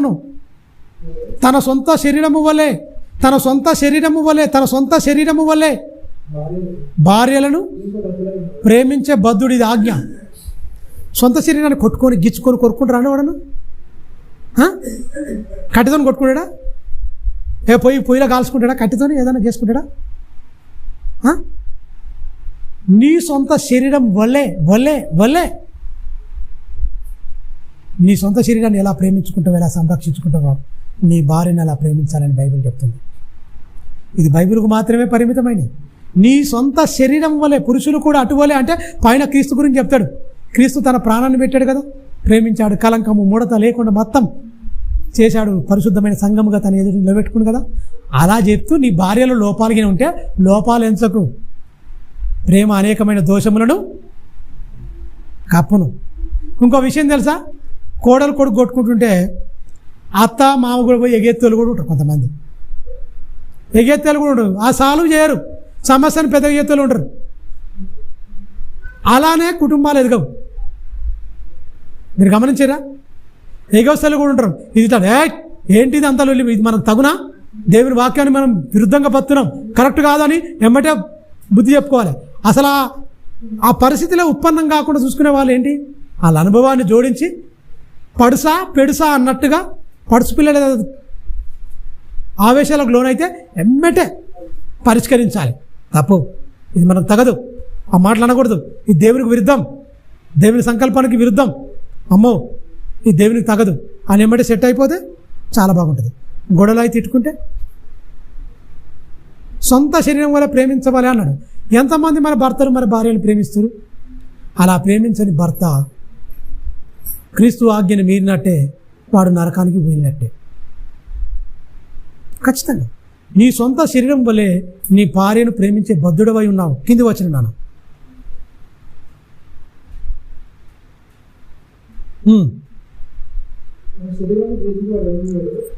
ఒక మంచి చెప్తుండు, సొంత శరీరం వల్ల ప్రేమించాలని చెప్తుండు, మళ్ళీ దాని వివరణ ఇస్తుండు. పైన అలా చెప్పి మనకు అర్థమైందో కాదో అని పరిశుద్ధాత్మ ప్రేరణతో అపోస్తులైన పౌలు నీకు సొంత శరీరం వల్ల ప్రేమించాలని నీకు అర్థమైందో కాలేదో అని, ఆ అవుతుందో కాదో అని మళ్ళీ ఏమని చెప్పి కదా, ఎవడును తన సొంత శరీరమును ద్వేషించినవాడు ఎవడూ లేడు, కానీ ప్రతివాడును దాన్ని పోషించి సంరక్షించుకొనును. కింది వచనం, మనము క్రీస్తు శరీరమునకు అవయవములమై ఉన్నాము గనుక అలాగే క్రీస్తు కూడా సంఘమును పోషించి సంరక్షించి ఈ హేతు చేత మనం అనుకున్న మాట వచ్చింది చూడండి. క్రీస్తు ఎలాగైతే సంఘానికి అంటుకట్టబడి హత్తుకొని ఉంటుందో భార్య భర్తను కూడా ఎలా ఉండాలి. పురుషుడు ఈ హేతు చేత పురుషుడు తల్లిని తండ్రిని విడిచి తన భార్యను హత్తుకొని ఉన్న వాళ్ళిద్దరూ ఏమన్నాడు, ఏక శరీరం, నువ్వు వేరు నేను వేరు అయిపోయి ఉందా. అట్లా ఏక శరీరంగా మారాలంటే ఏముండాలి? ఒక 6 నెలల దాకా, సంవత్సరం అని బైబిల్ చెప్తుంది. ఇప్పుడు కనీసం ఒక 3 నెలలు 4 నెలల దాకానైనా పెళ్ళైన పిల్లలను వదిలేసేయాలి. ఏ పనులు చెప్పొద్దు, వాళ్ళకు ఏ పనులు చెప్పొద్దు. వాళ్ళు లేవాలా, తినాలి, సబ్బుగా ఉండాలి, అంతే. పురుషుడు కానీ స్త్రీలు కానీ ఏ పని చేయకూడదు. ఒకరు ఆమె వచ్చి చేస్తా అంటే మనం కాదనొద్దు, కానీ చేయమని బలవంతం చేయొద్దు. వాళ్ళు ఒకరు అర్థం చేసుకొని ఏకశరీరంగా మారాలని టైం పడుతుంది. నీ మనస్తత్వం వేరు, ఆమె మనస్తత్వం వేరు. ఆ 2 మనసులు ఒకటి కావాలంటే రాత్రి అయిపోద్దా? పాత నిబంధనలో సంవత్సరం వదిలిపెట్టు, వాళ్ళకి ఏ పని చెప్పొద్దు, ఏ బాధ్యతలు అప్పగించొద్దు, వాళ్ళు వదిలిపెట్టేశాయి, ఏకశరీరంగా మారుతారు. అందుకే అనుమానం ఎందుకో తిరిగినా పెళ్లి కాగానే కథం 2 రోజులు 3 రోజులు 4 రోజులు 10 రోజులు ఉండనుకో డ్యూటీలు. వెళ్ళవా ఎన్ని రోజులు ఉంటావు? పెళ్ళి మొక్క చూసుకుంటుంటావా? అయిపోయి ఎన్ని రోజులు ఉంటావు టార్చర్గా. అయిపోయిన తర్వాత ఇక ఒకరినొకరు అర్థం చేసుకుంటా, ఇక భర్త మీద భార్యకు అనుమానం ఉంటుందా, భార్య మీద భర్తకు. ఈ అనుమానాలకు పెద్ద నాందేరికైనా ఒకరినొకరు అర్థం చేసుకొని ఏకశరీరంగా మారకపోవడమే ఈ అనుమానాలకు నాంది. దుష్టుడు అక్కడ కొట్టిండు దెబ్బగా, తెలుసా, వేసిండు దెబ్బ. ఈ దెబ్బకు అన్ని క్రైస్తవ కుటుంబాలు మొత్తం విచ్ఛిన్నమైపోతున్నాయి. అందులో పాస్టర్ కుటుంబాలు కూడా పోతున్నాయి, పాస్టర్ అమ్మలు కూడా పోతున్నారు, పాస్టర్ కుటుంబాల్లోకి వచ్చిన కోడళ్ళు కూడా కొడుకులు కూడా పోతున్నారు మొత్తం. ఎందుకు? అమ్మ భర్తనే ఇంకెన్ని రోజులు అమ్మలు ఇంకో మాట అంటారు, తింటుంటే కొండలు కూడా అరిగిపోతాయి. ఏం తినుడు, ఏం కొండలు అరిగిపోడు, ఏం కదా ఈ దౌర్భాగ్యం ఎందుకు? ఆనందం ఉండదా? ఆనందం లేకుండా అప్పుడే ఆవిరైపోవాలి ఆనందం. ఈ డ్యూటీలో పడి ఒత్తిడి అయిపోయి, అందుకనే పెళ్ళి అయినా కూడా పిల్లలు ఎందుకు అవుతారు అంటే వీడు ఆ కంప్యూటర్ కనెక్ట్ అయిపోయి మొత్తం అన్ని మానసిక రోగులుగా అయిపోయి వీళ్ళ పిల్లలు కూడా కాకుండా అయితే అందుకే అయిపోతున్నారు. నిపుణులు అదే చెప్తారు, రాబోయే తరంలో పిల్లలు కూడా పుట్టడం కష్టం అంటారు. ఏంటంటే ఎక్కడ మనశ్శాంతం ఉంది, ఎక్కడ నెమ్మది ఉంది? ఎవడు ఇవన్నీ ఇడమర్చి చెప్తుండు. పెళ్ళి అంటే 2 మాటలు చెప్తారు. తల్లిని తండ్రిని విడిచి పురుషుడు హత్తుకొని ఉంటాడు, ఎలా హత్తుకొని ఉంటాడో చెప్పలేడు. హత్తుకొని ఉంటాడని చెప్తాగా ఎలా హత్తుకొని ఉండాలో చెప్పరు ఈ దౌర్భాగ్యులు. అందరినీ ప్రేమించాలి, తల్లిని ప్రేమించాలి, తండ్రిని ప్రేమించాలి, అన్నదమ్ములను ప్రేమించాలి, అన్ని బంధాలను పెనవేసుకొని ఉండాలి ఖచ్చితంగా. మనం వేరు కాదు, అన్ని కుటుంబాలను దేవుని సంకల్పాన్ని నెరవేర్చాలి. ఈ అన్నను ఆయన అనుకుంటే నేను పుట్టలే, ఆయనకు తమ్ముడుగా నేను అనుకోలే, లేకపోతే ఆయన అన్నగా మా తల్లిదండ్రులు అనుకుంటే పుట్టలే. ఇవన్నీ దేవుని సంకల్పం. ఎవరిని ద్వేషించినా, ఎవరిని దూరం పెట్టినా దేవుని సంకల్పాన్ని మనం ఏం చేసినాం? దూరపరిచిన వారం అవుతాం, వ్యతిరేకంగా బతికిన వారం అవుతాం, దేవునికి శత్రువులం అయిపోతాం, మనం నరకానికి వెళ్ళిపోతాం. మనం అన్నిటి కలుపుకొని మనం దేవుని నియమాన్ని పూర్తి చేయాలమ్మా. కోడలికి అత్త చెప్పుకోవాలి, భార్యకు భర్త చెప్పుకోవాలి. వాళ్ళ తల్లిదండ్రుల ప్రేమను లోకములో ఉన్న అవి ఉంటాయి కదా, ఎట్లా ఉన్నారు, ఏం కథ, సమకాలిక పెళ్ళి అవుతారు కదా, వాళ్ళు అబ్బా ఎలా ఉంది నీ ఫ్రెండ్ మ్యారేజ్ లైఫ్ ఎలా ఉంది అన్నప్పుడు వాళ్ళకు దిమ్మ తిరిగి బొమ్మ కనపడితే చెప్పాలి. కొత్త పెళ్ళి అయిన పెళ్ళి అంటే ఎన్నో ఆశలతో అడుగుపెట్టిన వాళ్ళు అడి ఆశలు అయినాయి. దానికి ఎగ్జాంపుల్ పాపం యాదగిరి అన్న బిడ్డే నా దగ్గరికి వచ్చింది, ప్రార్థన చేయ అంకుల్ అన్నది చేసిన. చాలా బాధ అనిపించింది, వేదన అనిపించింది. పాపం దేవుడు ముందే పలికించింది నా నోట, ఇది క్యాన్సిల్ చేసుకోమని. కానీ వాడు ఒక తాగుబోతాయి, ఒక తిరుగుబోతాయి, ఒక భ్రష్టుడై 10 లక్షల కట్నం ఇచ్చి పెళ్లి చేసే పాపం. కానీ అయిపోయింది. విడాకులు అయిపోయింది. ఏం లాభం? క్రైస్తవ జీవితానికి అది తగునా? మన కళ్ళ ముంగటే మన పక్కనే ఉండి వచ్చే బిడ్డ ఎంత ఇది, ఆడు ఎంత అందంగా ఉన్నాడు, హైట్ ఎలా ఉన్నాడు, పర్సనాలిటీ ఎలా ఉన్నాడు, ఆయన బ్యాంక్ బ్యాలెన్స్ ఎంత, ఆయనకి ఎన్ని ఇళ్ళు ఉన్నాయి, ఎంత నెలకి ఇన్కమ్, ఈ వద్దంటే దేవుడు పోషకుడు అండి. దేవుని నమ్మకాలు లేవు, క్రైస్తవులకే నమ్మకాలు లేవు. క్రైస్తవులే భక్తులను చూస్తలేరు, భక్తిహీనులు అన్నీ కావాలని కోరుకుంటారు. ఎత్తు, పొడుగు, రూపు, రంగు, భక్తి ఉందా లేదా ఇవన్నీ వద్దీలకు. అది దేవునికి కావాలి, మనసులోకి వద్దు. మరి దేవుని మనసు అర్థమైతే ఏంటి? ఇవన్నీ కాదు, గుణం కావాలి, భక్తి కావాలి, మంచిగా గుణం కావాలి. దేవుడు కోరుకుంటుంది, అది అరుదంటుండు, అది ఎంచుకోవాలి. మేము దాని గురించి ప్రార్థన చేయాలి లేదా? అవన్నీ లేవు. అందుకనే కుటుంబాలు విచ్ఛిన్నమైపోతాయి. సమాధానం లేక, నెమ్మది లేక, ఎలా పెరగాలో, ఎలా ఉండాలో ఆ భక్తి భావన మనిషి బతుకుల్లోకి లేక రాకపోవడమే బాధాకరం. అది చాలా వేదనతో దేవుడి మాటలు చెప్పమన్నాడు. చాలా రోజుల నుంచి వెళ్ళి ఆలోచించిన దేవుడిచ్చిన ఆలోచనను బట్టి ఈ మాటలు చెప్పాను. మీరు గమనించండి, అందరం మనం సరి చేసుకోవాల్సిందే. వాళ్ళని లోపాల నుండి సరి చేసుకోవాలి. ఒక దైవికమైన కుటుంబంగా వర్ధిల్లాలి మనం ఉండాలంటే మామూలు విషయం కాదు.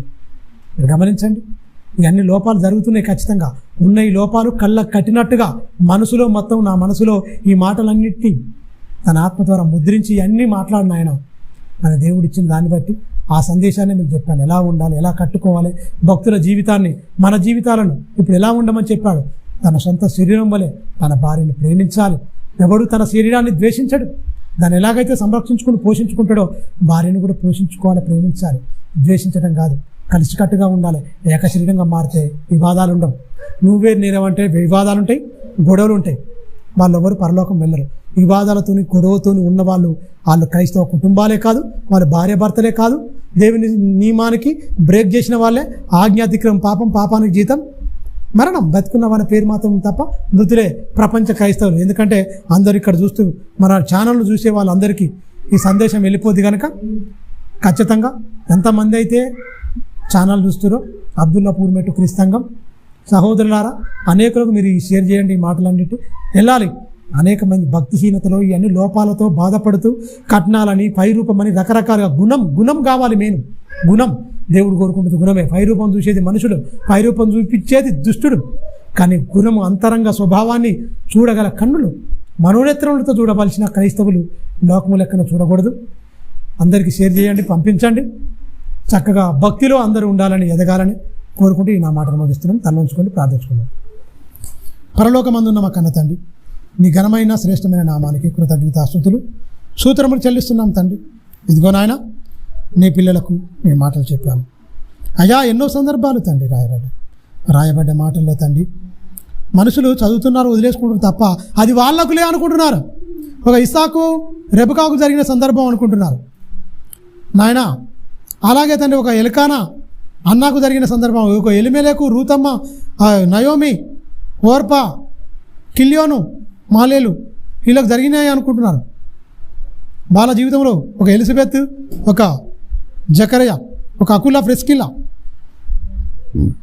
కుటుంబాల్లో వాళ్ళకు మాత్రమే అనుకుంటున్నారు తప్ప ఒక ఇస్సాకు, అబ్రహాము, సారమ్మ ఎలా లోపడ్డరు ఏంటో. చాలా దైవికంగా బ్రతికిన వాళ్ళు అతి కొద్ది మందే కానీ ప్రపంచాన్నే ప్రభావితం చేసిన భక్తులు, పునీతులు వాళ్ళు, ఆ పుణ్యశ్రీలు. చక్కగా నాయన మరి ఆ స్త్రీలు దేవుణ్ణి ఆశ్రయించే పరిశుద్ధ స్త్రీలు ఆనాడు దేవుణ్ణి ఆశ్రయించారు. దైవభక్తులు, పరిశుద్ధ స్త్రీలను కూడా గ్రంథంలో రాయబడ్డారు. అది వాళ్ళ వరకే పరిమితం అయిపోయింది తండ్రి. ఈనాటి ప్రపంచంలో తండ్రి ఒక రూతు, అలాగే ఒక నయోమి, అలాగే తండ్రి ఒక అన్న, అలాగే ఒక సారా, అలాగే తండ్రి నాయన ఒక సారమ్మ నాయన, చాలామంది ఉన్నారు తండ్రి భక్తులలో తండ్రి. మరే అవి బైబిల్కి మాత్రమే పరిమితం అయిపోయాయి. మా భక్తిలోనికి ఆ భక్తుల జీవితాలను మాదిరిగా కాకుండా క్రీస్తు మాటలను తండ్రి మాదిరిగా పెట్టుకుంటూ కొత్త నిబంధన కింద మేము ఒకరినొకరు ప్రేమించుకుంటూ, ఒకరినొకరిని సన్మానించుకుంటూ, ఒకరినొకరు మాకంటే గొప్పగా ఎంచుకుంటూ బైబిల్లో చెప్పబడిన మాటలు మా బ్రతుకుల్లో ఆ క్రీస్తు చెప్పిన నియమాన్ని పూర్తి చేసే అట్టి ధన్యత, అట్టి కృప నీ బిడ్డలమైన మాకు అనుగ్రహించండి. అనేక మంది భక్తుల జీవితాలను మాదిరిగా మా ముందుంచారు అయ్యా. ఇప్పుడు ప్రపంచానికి మాదిరి క్రీస్తు చెప్పిన బోధ నాయన, ఆ మాటల ప్రకారంగా మమ్మలను మా కుటుంబాలను కట్టుకొని ముందుకెళ్ళి అట్టి భాగ్యం, అట్టి ధన్యత నీ బిడ్డలమైన మాకు అనుగ్రహించండి. మమ్మల్ని బలపరచండి, స్థిరపరచండి. లోటుపాట్లన్నింటినీ నీ వాక్యమైన అర్థంలో సరిచేసుకొని తండ్రి, పరలోక పౌరులుగా, యోగ్యులుగా పరలోక పౌరులుగా నీ ఆత్మతో గద్దించి, ఖండించి, బుద్ధి చెప్పి మమ్మల్ని అందరినీ తీర్చిదిద్దామని నిండు మనసుతో వేడుకుంటూ, మహిమ, ఘనత, ప్రభావములు నీకే ఆరోపిస్తూ, నీ దయగల హస్తాలకు నీ బిడ్డలమైన మమ్మల్ని మేము అప్పగించుకుంటాం. క్రీస్తు నామాన్ని ప్రార్థన అడుగుతున్నాం తండ్రి. ఆమేన్. మన తండ్రి అయిన దేవుని ప్రేమ, కుమారుడైన యేసుక్రీస్తు వారి కృప, పరిశుద్ధాత్మ దేవుని సావాసం సదాకాలం మనందరికీ తోడయండి, సర్వసత్యం నడిపించి సత్యమందు ప్రతిష్ఠించును గాక. ఆమేన్. క్రీస్తు నామాన్ని అందరికీ వందనాలు, శుభాలు.